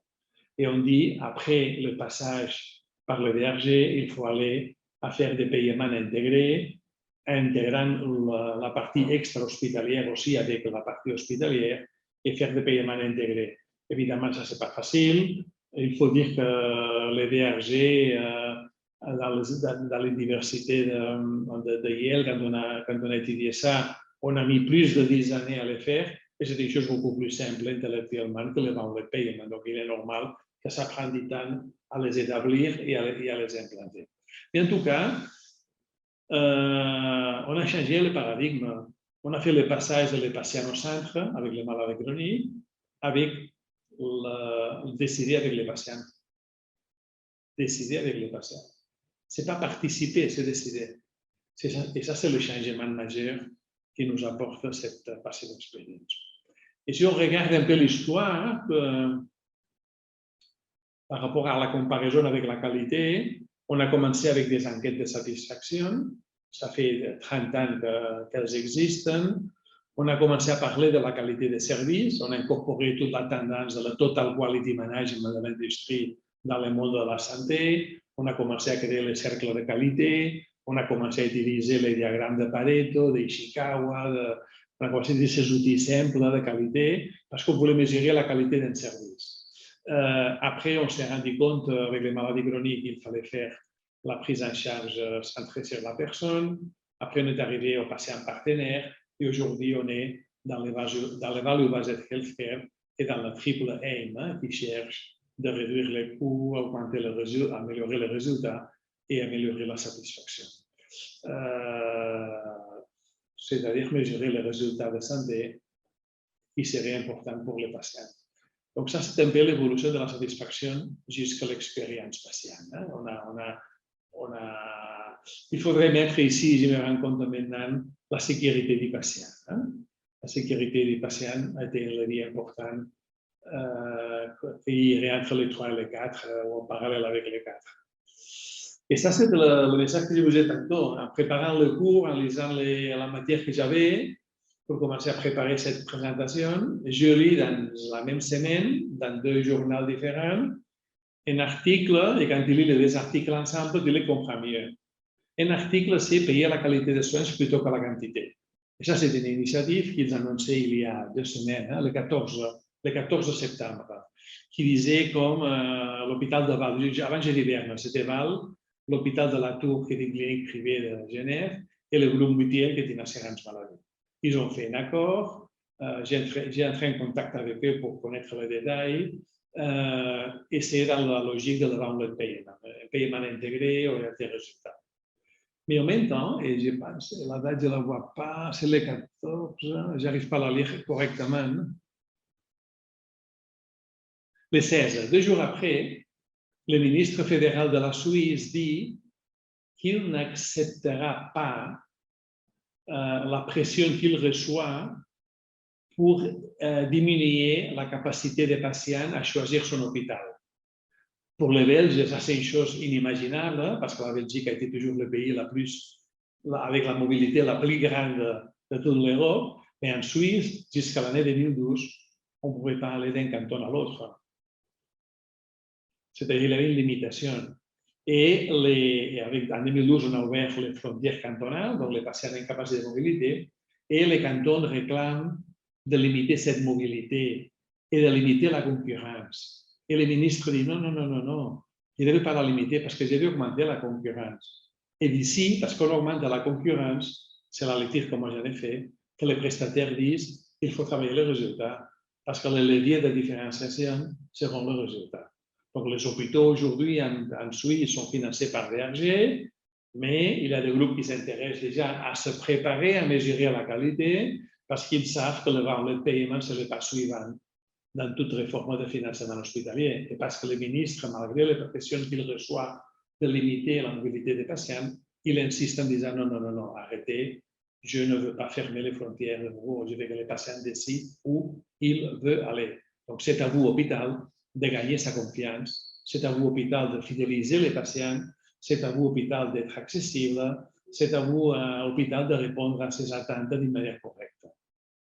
Et ça, c'est le résultat. Donc, parfois, les nouvelles, quand tu les lis ensemble, de nouvelles maintenant, tu fais un peu le lien des choses et tu te rends compte comment les choses évoluent. Et quand on parle de l'expérience patient, qu'on a parlé maintenant, de quelle expérience on parle? Celle de la maladie, celle de la prise en charge, de l'organisation, de l'administratif, de les services hôteliers, de quoi on parle. Et quand on parle, et quand on cherche des modalités d'expérience patient, qu'est-ce qu'on veut chercher? Ce sont des éléments objectifs ou subjectifs, on parle des émotions, des éléments physiques, des éléments affectifs. il faudrait se mettre d'accord. Et cet accord nous a été apporté par le Berel Institute, qui est l'institution qui, à l'échelon mondial aujourd'hui, a le plus d'expérience en ça. Une institution qui a son origine aux États-Unis, qui nous dit comme définition que l'expérience patiente est la somme de toutes les interactions au sein d'une organisation qui ont une influence sur la perception des patients par rapport aux services rendus. Et améliorer l'expérience patiente signifie travailler avec toutes les personnes qui interagissent avec les patients, toutes. Le téléphone, l'accueil, les soignants, les médecins, les bracandiers, le physiothérapeute, tout le monde qui intervient. Et pas encore les personnes qui gèrent la sortie, mais j'imagine que bientôt il y aura des services de sortie aussi. Les décisions cliniques partagées. Les décisions cliniques partagées. La question de l'expérience patiente, c'est une question hôtelière. Est-ce que les médecins doivent reconnaître qu'il y a une asymétrie de l'information et qu'il faut partager l'information et aider aux patients à évaluer les risques et à décider quand il y a des options. Non?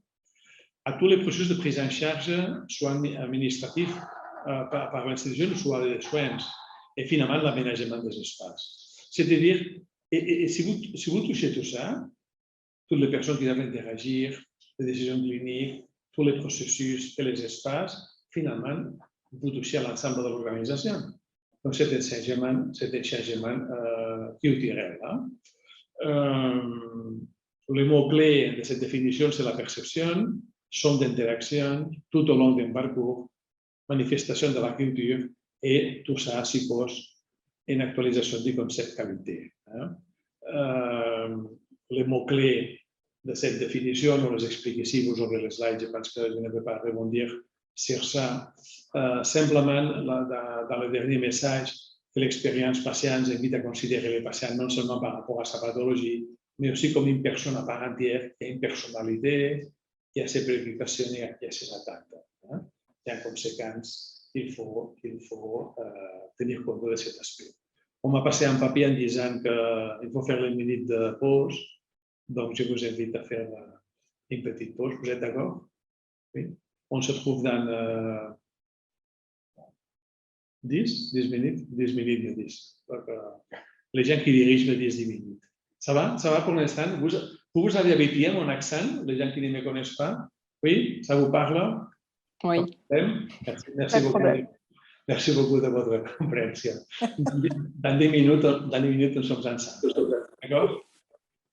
Ça va le rythme de la présentation? Oui? Ça va? Oui. Très bien. Très bien. Écoutez, si nous sommes arrivés ici à parler de l'expérience patiente ou à parler de l'expérience client, c'est parce qu'il y a quelques changements sociaux que nous avons vécus dans les dernières années. Et il me semble que nous tous, même le plus jeune de la salle, qu'il y en a qui sont scandaleusement jeunes, de mon point de vue, ils sont capables même d'arriver à identifier ces changements dans les dernières 5, 6, 7 années. Il faut parler pas plus loin que ça. Et ça donne ce problème de perception qui est différent. Si nous regardons la qualité, les professionnels de santé ont défini la qualité souhaitée, ont défini des standards professionnels, et après il y a la qualité offerte. Et quand on compare la qualité souhaitée avec la qualité offerte, on parle de la performance. Du point de vue des patients, les patients ont une qualité attendue, à ses attentes. Et après, il y a une qualité perçue après avoir vécu ces prestations. Et ça génère cette satisfaction. Et souvent, il y a un désaccord entre la qualité offerte et la qualité perçue. Parce que dans les standards professionnels, pour définir ce que c'est la qualité, on n'a pas incorporé les patients. Cet désaccord a été plus grand si on fait un petit rappel de quels sont les changements sociaux plus importants que nous avons vécus dans les dernières années. Par exemple, dans les dernières années, l'intégration, c'est une valeur. Aujourd'hui, parce que nous avons un smartphone, nous n'avons pas la carte routière. Nous utilisons le smartphone pour écouter la radio. Nous avons le smartphone pour écouter la musique, pour faire des photographies, pour finalement, on utilise les smartphones pour plein de choses. On a même fait une attaque à la poste. La poste dans tout le pays était une institution cruciale. Avoir un travail à la poste était la sécurité pour toute ta vie. Et on a mis en question la poste parce qu'avec les emails et les smartphones, on a moins besoin de la poste avec toutes les histoires de messagerie et réseaux sociaux. Donc, l'intégration, intégrer les choses, si moi, dans la vie courante, j'intègre, je me pose la question de pourquoi la santé, on doit travailler de forme non intégrée. No? L'immédiat. On est dans le monde de l'immédiat. On est dans le monde que toutes les choses se font rapidement. Un virement bancaire, c'est 3 clics avec mon smartphone. Toutes les choses sont très rapides, sont immédiates. Ne pas répondre à un message dans les 24 heures, tu es signalé, tu es stigmatisé. Hein? Une personne qui ne répond pas aux messages. Tandis qu'avant, les réponses aux lettres, aux textes, on ne se faisait pas en 24 heures. On personnalise. Je voulais faire une photo dans un magasin qu'il y a. Je suis dans le bureau d'Antares de Barcelone maintenant. Et ici en bas, on a un petit magasin qui doit faire moins de 10 mètres carrés. Et dans ce magasin, il y a 3 murs. Il y a un mur qui est la vitrine, la porte d'entrée. Et après, il y a 3 murs qui sont tous pleins de coques pour des smartphones qui se vendent à 4 €, de 4 à 10 €. Hein. Et il y a de le sol, de terre jusqu'au plafond. Tous les murs sont pleins. Et tu te poses la question que si tout le monde achète combien de coques achètent les gens pour se personnaliser, et si ce magasin gagne sa vie en vendant de coques à 3, 4, 5 €, 6 € et paye son stock, ça veut dire que le besoin de personnalisation est très fort. Si on veut personnaliser notre smartphone, que la plupart du temps on l'a dans la poche, on ne devrait pas demander la personnalisation de soins, par exemple. Si la personnalisation c'est un attribut, c'est une attente. Les plateformes, de plus en plus, nous utilisons des plateformes, qu'une seule plateforme est capable de nous fournir des prestations différentes, des services différents. On parle de services. L'accès à l'information. Il y a plein de plateformes d'information, non seulement Wikipédia qui est généraliste et fait tout, mais tu peux aller à n'importe quel. Si vous cherchez autour d'une pathologie, la diabète en français, vous trouverez facilement 30 plateformes qui parlent de l'information de la diabète. Pas toutes sont bonnes, non, pas toutes sont bonnes, mais pas toutes sont mauvaises non plus. Hein? Donc, on a un accès complet très, très élevé. La transparence, décider mon projet de vie, participer, tout ça sont des choses aujourd'hui sont courantes grâce surtout à la transformation digitale. En conséquence, si on vit tout ça dans le monde normal, dans la vie normale, dans la vie non santé, il est normal d'imaginer que quand on arrive à la santé, on pense qu'on doit garantir la continuité des soins, on doit garantir les soins intégrés, on ne comprend pas très bien les files d'attente, on ne comprend pas pourquoi le téléphone ne répond pas et qu'il faut téléphoner à des heures un peu extrêmes pour essayer qu'on te réponde. Et quand la centrale téléphonique te répond et t'envoie et te laisse avec Mozart, tu es définitivement perdu. Quand il y a 40 secondes avec Mozart, tu sais que tu es déjà absolument perdu, tu dois recommencer. Enfin, nous sommes dans un contexte que nous avons des attentes que c'est normal que nous les ayons parce que nous les vivons dans d'autres domaines qui ne sont pas la santé. Et nous n'avons pas une dissociation qu'on peut accepter que je le vis dans la vie normale et je ne le vis pas dans la santé. Et en plus, une autre chose, c'est qu'aujourd'hui, il y a une génération, la génération alpha, qui sera la première génération complètement digitale, informée, exigeante et conscientisée.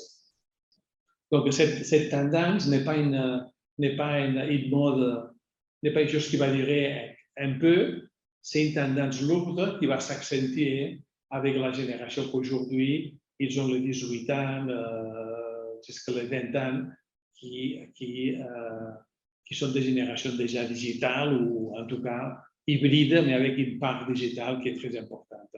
Porque ça sont les changements sociaux qui ont modifié la perception de la population, tant au service de santé, et qui ont provoqué un changement dans l'actualisation du concept de qualité. Et nous, on doit répondre à tout ça. On doit répondre à tout ça.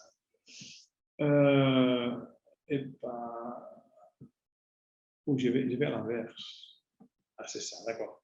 Le concept de qualité, effectivement, a été actualisé. L'efficacité clinique était la première, qualité des services la deuxième, sécurité des patients, on est dans le patient experience.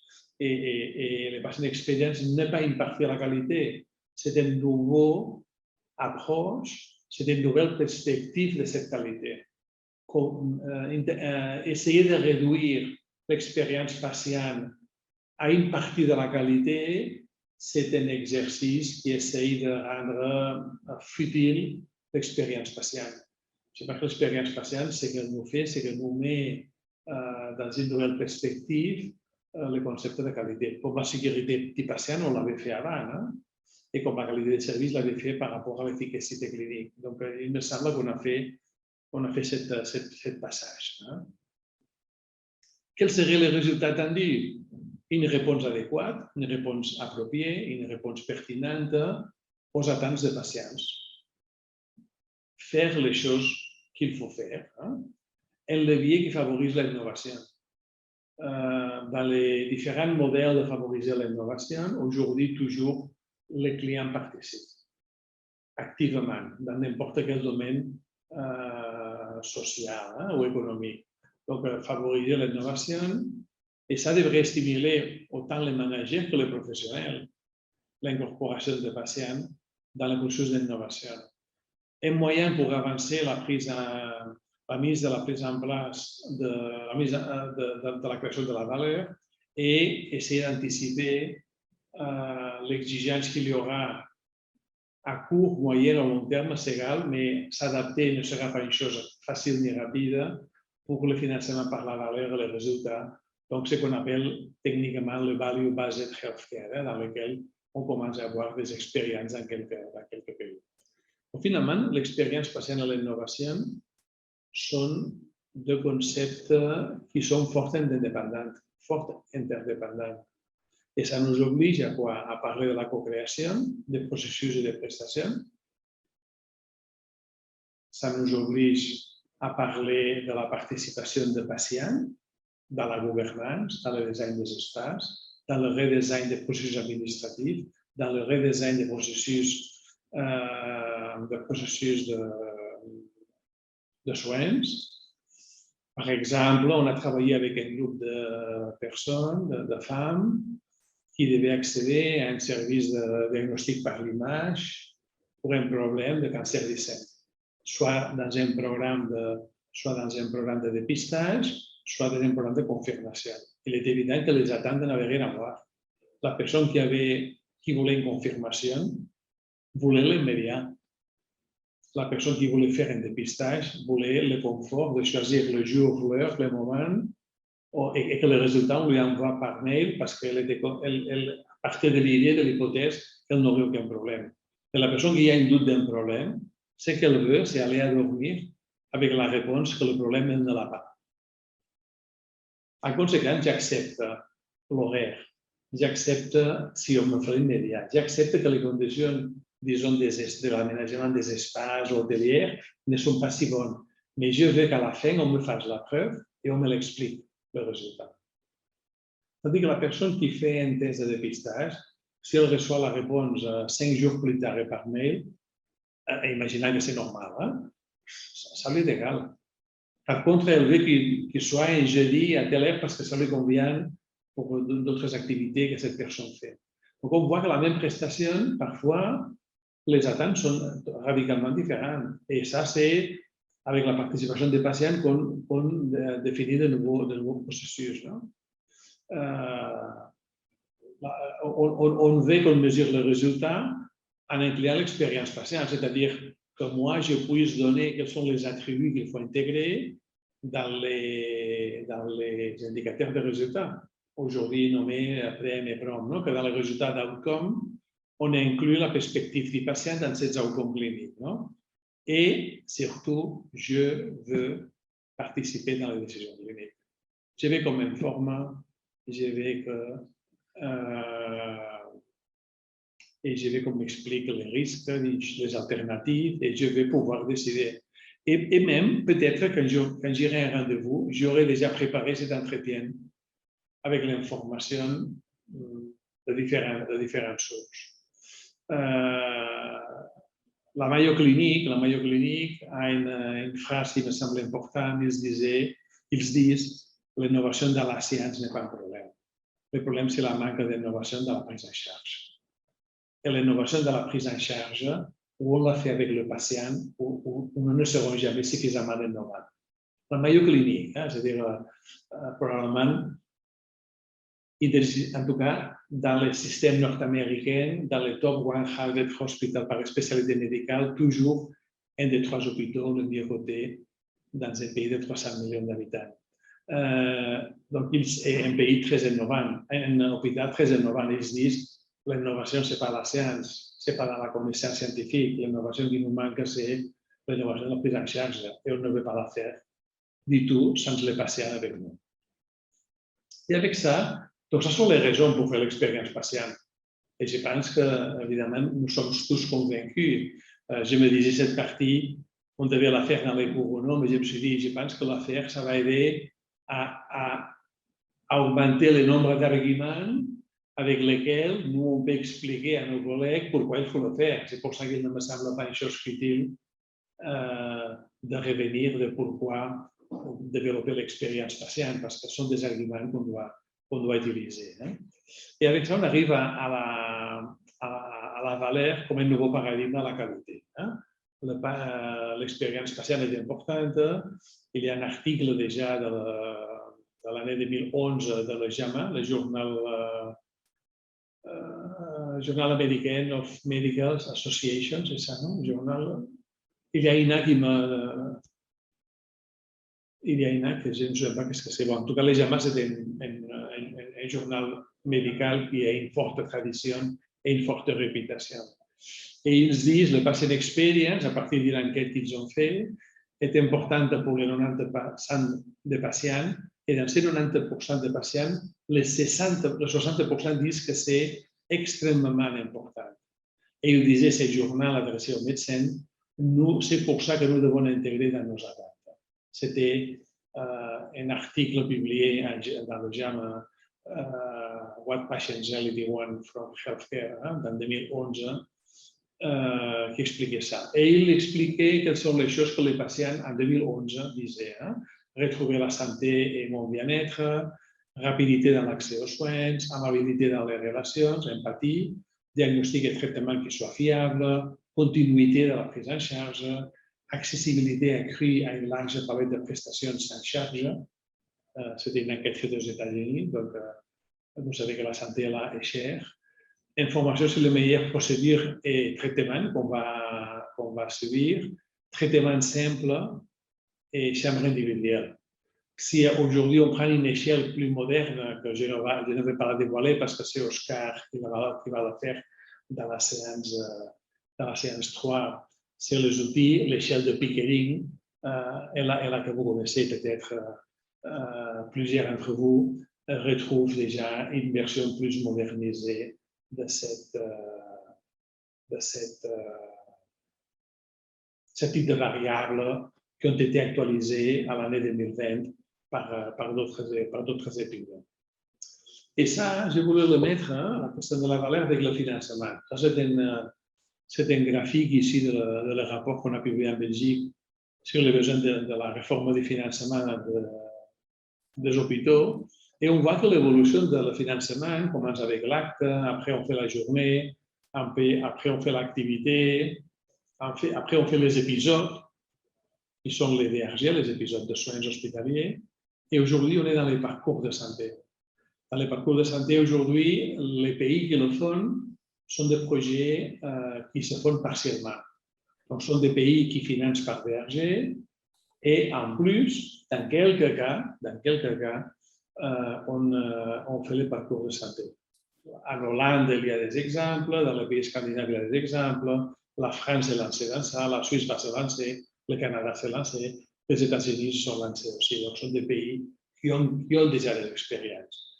il est certain que c'est plus facile de commencer pour des choses très techniques, par exemple une prothèse d'âge, que le périmètre est bien défini. Mais il me semble qu'un des articles de paiement intégré qu'on utilise en France, c'est la DPCO.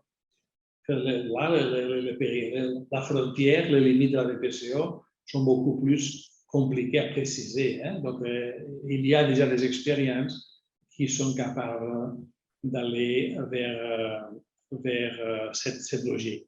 Et comme vous voyez, si on regarde ces 5 étapes de financement, ce qu'on fait, c'est qu'on transfère les risques au prestataire, progressivement.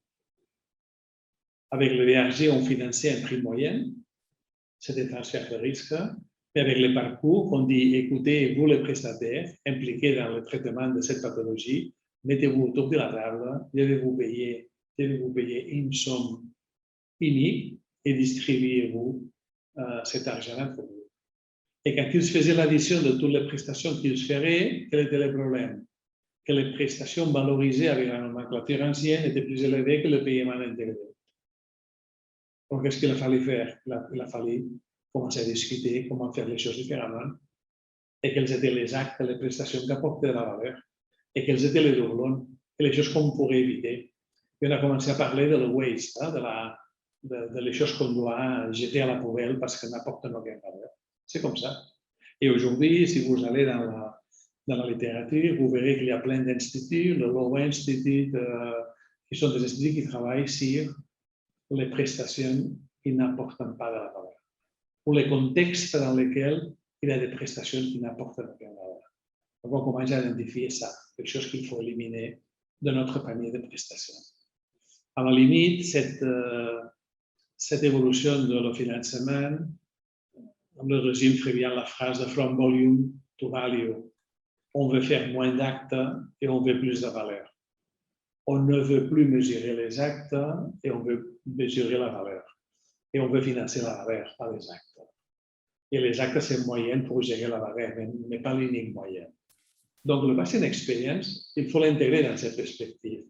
Parce que quand vous l'intégrez dans cette perspective, il y a quelqu'un qui disait on voudrait apprendre à convaincre nos directeurs pour se lancer dans ça. Je ne sais pas si c'était le groupe d'ICXT qui a dit ça à quelqu'un, il me semble, sinon c'est égal. Quand un directeur général comprend que la tendance du groupe sera le budget healthcare, il va rapidement comprendre que se préparer à ça, ce n'est pas un exercice qu'il pourra faire en 6 mois, ni en 1 an, ni en 2 ans, ni en 3, ni en 5. Donc il faut s'y mettre aujourd'hui. Parce que sinon, le résultat ne pourra pas le mesurer rapidement. Donc, être pionnier, essayer d'anticiper, essayer de changer les tableaux de bord pour mettre des choses plus orientées au résultat, c'est une chose qu'on doit faire aujourd'hui et on doit le faire avec les patients. Non? Ça, c'est pas... Alors, pourquoi, quelle est l'importance de la valeur comme levier de changement? Les parcours complet plutôt qu'une prestation, on l'a déjà expliqué, et ici apparaissent les bounded payments comme mode de financement. Incorporer la perspective de l'importance de la valeur nous oblige à travailler différemment, et notamment avec ceux qui peuvent générer la valeur. Dans n'importe quel domaine, la valeur doit être jugée à partir de la perspective des clients et non des fournisseurs. Cela implique la co-création d'un côté et les décisions cliniques partagées. Dans ce sens, la valeur nous oblige à travailler dans un contexte où les relations médecin-patient, médico-soignant et patient seront réciproques et avec les décisions cliniques partagées. Et dans la littérature, on commence à publier les relations entre les outcomes et les décisions cliniques partagées. À cet égard, il y a une des conférences de la Shared Patient Experience de cette année, du professeur Kevin Selby, qui est de Lausanne, qui travaille les décisions cliniques partagées avec beaucoup de projets de recherche, avec un groupe de Français d'Unicancer, de la Fédération de Centres de lutte contre le cancer, qui ont travaillé résultats cliniques et amélioration des outcomes. Ce sont des choses qui nous donnent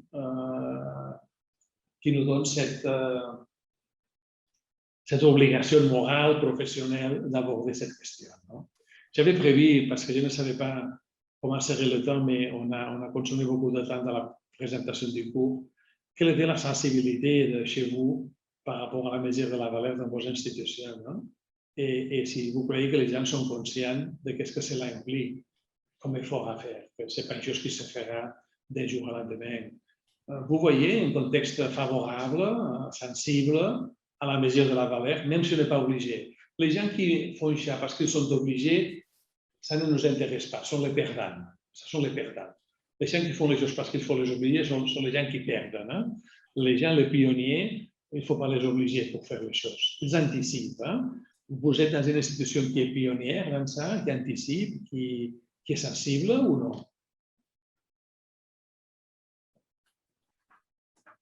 Moi, Marie Minguy, je suis dans un centre de lutte contre le cancer en France, hein, donc je connais un petit peu le travail qui a été fait avec Unicancer. Oui. Donc nous, on est effectivement, je pense Oui. qu'on est dans les premiers établissements prêts parce qu'on a des parcours assez simples, puisqu'on ne fait que du cancer. Je confirme. Je confirme, oui, oui. Et on est très, très en difficulté sur les mesures de la valeur, avec des multiples critères et on essaye de commencer, donc on est tous un peu dans les starting blocks et la difficulté aujourd'hui, c'est réussir à se mettre d'accord sur qu'est-ce qu'on va mesurer et qu'est-ce qu'on va garder dans les X mesures qu'on va pouvoir faire, mais qui ne vont pas toutes être pertinentes pour nous et pour les patients. Et donc c'est témoignage très important parce qu'ils sont sensibles, ils ont commencé dans la conférence de KBCL, il était accompagné par plusieurs professionnels des hôpitaux qui appartiennent à Unicancer. Et évidemment, vous dites, c'est très complexe, ça. Beaucoup plus complexe, infiniment plus complexe que l'implantation de DRG. Oui. Donc qu'est-ce que ça veut dire? Qu'il ne faut pas le faire, non? Qu'il faut s'y mettre avec du temps et faire pas à pas les choses, non? Tranquillement, mais qu'il faut s'y mettre. C'est ça. Mais il faut viser le temps long, en fait. Exactement. Et en conséquence, il faut s'y mettre aujourd'hui. Ça, c'est un argument utilisé, effectivement, merci. C'est la réponse idéale pour le cours. Hein? Pas la réponse, c'est le témoignage, parce que c'est un témoignage, ce n'est pas une réponse.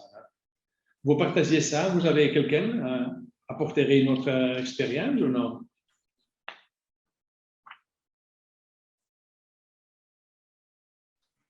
Je pense qu'au groupe santé CHC, la valeur est particulièrement importante pour nos directions.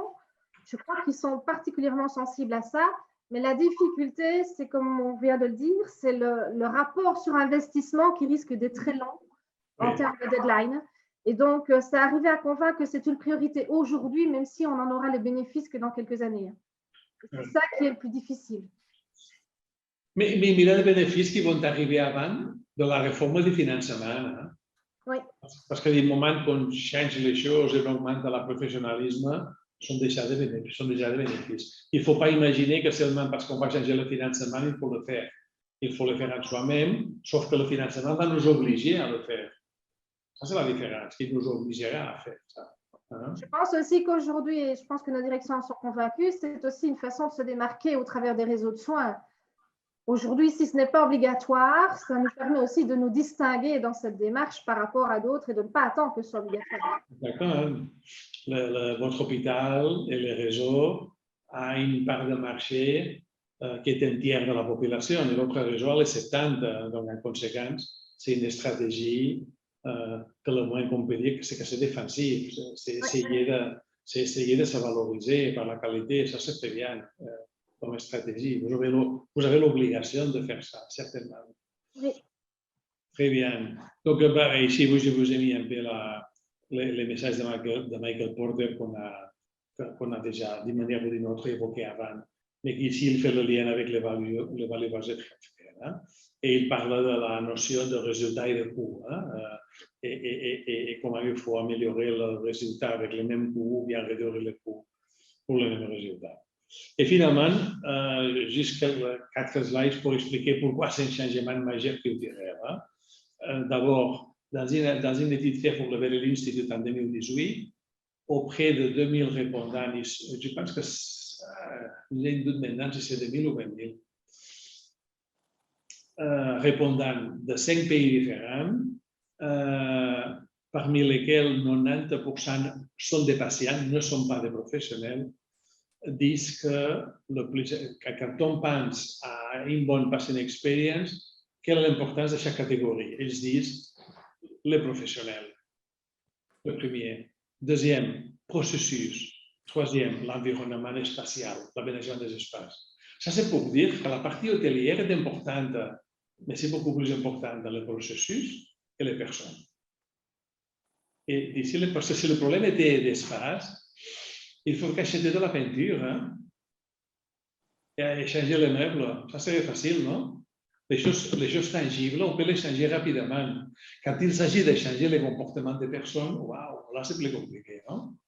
Et quand il s'agit de changer les processus qui sont réalisés par des personnes, ça devient plus compliqué. Donc, c'est d'ici l'importance de le changement culturel. Comment l'expérience patiente est devenue un sujet au centre des priorités de management? Les modèles biopsychosociaux, l'analyse de... Mais combien de fois on a échoué? Ça, c'est la liste des échecs que nous avons vécus. On a parlé, il y a déjà très longtemps, quand j'ai fini mes études de médecine, et ça fait déjà quelques décennies malheureusement, on nous parlait déjà de le modèle biopsychosociaux centré sur les patients. Ça n'a pas incorporé l'expérience patiente.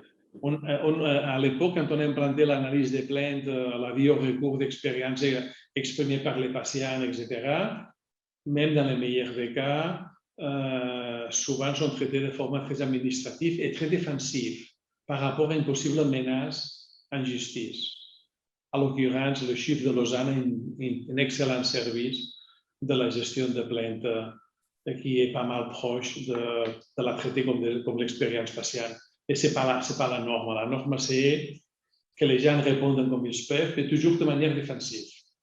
Quand on a adopté les droits et chartes des patients, qu'est-ce que ça a donné à part de la brochure? Pas grand-chose, hein? Quand on a fait la mise en place de le consentement éclairé, qui devait aboutir aux décisions partagées, finalement a été une simple démarche administrative et de nouveau défensive. Je vous ai dit tantôt que cette année, j'ai suivi des opérations chirurgicales. Le 2 fois, l'anesthésiste m'a fait un bilan et m'a fait signer. Et je lui ai dit, qu'est-ce que vous me faites? Je ne savais pas que j'étais médecin. C'était un médecin assistant, un jeune médecin, anesthésiste. Je lui ai dit, écoutez, en formation dans la spécialité, je disais, qu'est-ce que vous me faites firmer? Non, c'est pour qu'on puisse vous opérer. Je disais, si vous n'expliquez pas, je ne firme pas. Et la personne n'était pas capable de m'expliquer qu'est-ce que c'était le consentement informé, parce que je voulais entrer dans le type d'anesthésie, je voulais faire la preuve. Effectivement, la personne n'a pas été capable. Pourquoi? Ce n'est pas la faute de cette personne, c'est que le système a fait que le consentement éclairé est devenu une preuve défensive. Donc, on a échoué de nouveau. On voulait développer l'empowerment. Quand on a implanté ça, c'est l'avantage d'être une personne âgée, que tu te souviens de tout. Quand on a implanté ça, tout le monde parlait d'empowerment des patients. Et dans la vraie vie, moi, patient, je dis, je vais essayer mon empowerment. Écoute, je serai encore assise dans le bureau de le jeune anesthésiste en discutant qu'est-ce que c'était le papier. Donc, pas du tout d'empowerment. Non? Les jeunes des patients ont été des initiatives de participation des patients, mais sauf que les associations, pas forcément, sont nos patients. Et ils ont un rôle beaucoup plus de lobby devant le régulateur que pas forcément un rôle dans mon institution. Parce que moi, ce qui m'intéresse, c'est mon parcours de soins chez moi, dit par les patients qui sont de chez moi. Ce qui pense une association a beaucoup plus d'intérêt comme structure de lobby devant le régulateur que pour les changements dans les organisations. Et finalement, les patients santé care, comme j'ai évoqué tantôt, suite à l'implantation de maladies chroniques, que tout était pour les patients, mais sans les patients. Comme vous voyez, on a vécu déjà quelques tentatives qui n'ont pas donné le résultat voulu toujours. Ça explique pourquoi c'est extrêmement complexe. Et quand on parle des barrières, qui sont, j'ai mis les barrières futiles, les choses qui sont des excuses, les gens disent que l'expérience patiente est une stratégie de marketing qui est à la mode et qui va disparaître bientôt. Quand il te dit ça, c'est ne pas reconnaître les tendances lourdes qu'on observe aujourd'hui dans la société. On nous dit que l'expérience patiente est une composante de la qualité. C'est une manière de minimiser sont importants. L'expérience patiente est une nouvelle manière de mesurer la satisfaction des patients. Ce n'est pas ça non plus, c'est plus, ça dépasse ça. L'expérience patiente est surtout les services hôteliers. On a dit que non. L'expérience patiente est une modernisation des zones de plainte. C'est-à-dire, tous sont des gestes qui essayent de banaliser l'expérience patiente. L'expérience patiente veut faciliter la participation des patients, pas seulement. L'expérience patiente est une fonction primordiale de la direction stratégique d'une institution et le responsable de la patient expérience doit être dans le comité de direction. Et toutes ces listes qu'il y a ici sont des choses qui expliquent pourquoi cette personne ne doit pas y être. Parce qu'on banalise, on rend futile l'expérience patiente. Et les réponses qui sont adéquates pour ne pas le faire, ça c'est la résistance au changement. Nous n'avons pas le temps. Nous l'avons toujours fait. Les patients ont la raison d'être. Le patient n'est pas capable, il n'est pas formé, il n'est pas capable. Nous avons fait de la patient experience, il y a quelqu'un qui travaille dans une institution, on a fait des patient experience dans un hôpital psychiatrique, avec des personnes qui avaient vraiment des problèmes de connaissance, et on l'a fait avec des résultats intéressants. Évidemment, pas les mêmes qu'on ferait dans un hôpital oncologique ou dans un hôpital pédiatrique, où il y a les patients qui sont le plus motivés pour le patient experience, c'est la pédiatrie et l'oncologie, mais on l'a fait dans la santé mentale, et c'est possible. Donc, le patient, il n'est pas formé avec des compétences, mais il sait ce qu'il ne veut pas. Un patient, il sait ce qu'il ne veut pas, clairement. Et pour ça, il ne faut pas faire un master ou des études universitaires ou aller à Harvard. Hein. Je sais ce que je ne veux pas. Et les gens disent ça va augmenter le coût, et d'autres disent ça c'est trop émotionnel, ça sera inefficace, ça sera épuisant et difficile à gérer. Ce sont les commentaires que vous écouterez dans vos collègues cadres de direction ou dans vos collègues équipes de professionnels, de middle management ou de médecins ou de chefs de service. Ce sont les messages, je ne sais pas si ce sont tous les messages que j'écoute le plus souvent. Non? Et je les ai mis dans cette slide pour expliquer que changer ça, c'est un changement culturel. Et c'est ça qui est difficile. Hein? Et c'est ça qui est difficile. Pourquoi? Parce que la culture s'observe à partir des comportements des personnes. Et les gens qui s'expriment de cette manière ont des comportements qui sont alignés avec cette manière de s'exprimer. En conséquence, ne sont pas nos alliés. Donc, d'ici les difficultés qu'on va rencontrer dans ces parcours, une difficulté qui sont aussi présentes dans les patients d'expérience. Ça, on va le traiter dans la séance 4, quand on va parler de la gouvernance, de la patient experience et de la mise en place. Bref, j'essaie d'accélérer un peu pour rattraper le temps. Je ne voulais pas dépasser beaucoup parce que je ne voulais pas abuser de votre disponibilité, même je vois que vous n'avez pas parti. Donc, je vous remercie de votre attention. Ça va, ça a été cette séance d'immersion pour fixer bien le périmètre, le concept de base, les difficultés. Oui? Oui. Oui. Peut-être pour quelques-uns, il y a des choses qui étaient déjà connues, probablement. Mais probablement, j'espère qu'il y aura quand même des choses, même si ce sont seulement plus d'arguments pour s'équiper, pour faire la bataille d'essayer d'implanter l'expérience patiente. Hein. À court terme, Anaïs va vous envoyer, si elle ne l'a pas fait, la présentation d'aujourd'hui et la liste de tous les participants. Commencez à parler entre vous, comment vous organisez. Si vous avez, je vais demander à Anaïs qui vous facilite. Vous pouvez vous adresser à son mail ou bien je vais lui demander qu'il donne le mail de Joanne, d'Oscar et le mien pour nous contacter si vous avez besoin d'un échange pour discuter le sujet. Et dans les prochains jours, demain ou après-demain, vous recevrez l'article qui sera en lien de le design thinking. Hein? On va discuter comme débriefing dans la prochaine séance. Et c'est un article qui traite le design thinking, hein, qui est le sujet de la prochaine séance. D'accord? Voilà. Très bien. Donc, merci de votre attention et on continue. Hein? Je serai avec vous, avec tous les groupes, dans la séance 4 et 5, mais vous serez très bien accompagnés avec Joanne et Oscar, certainement. Hein? D'accord? Merci. Merci beaucoup. Bonne journée. Bonne soirée. Au revoir. Merci. Au revoir. Merci.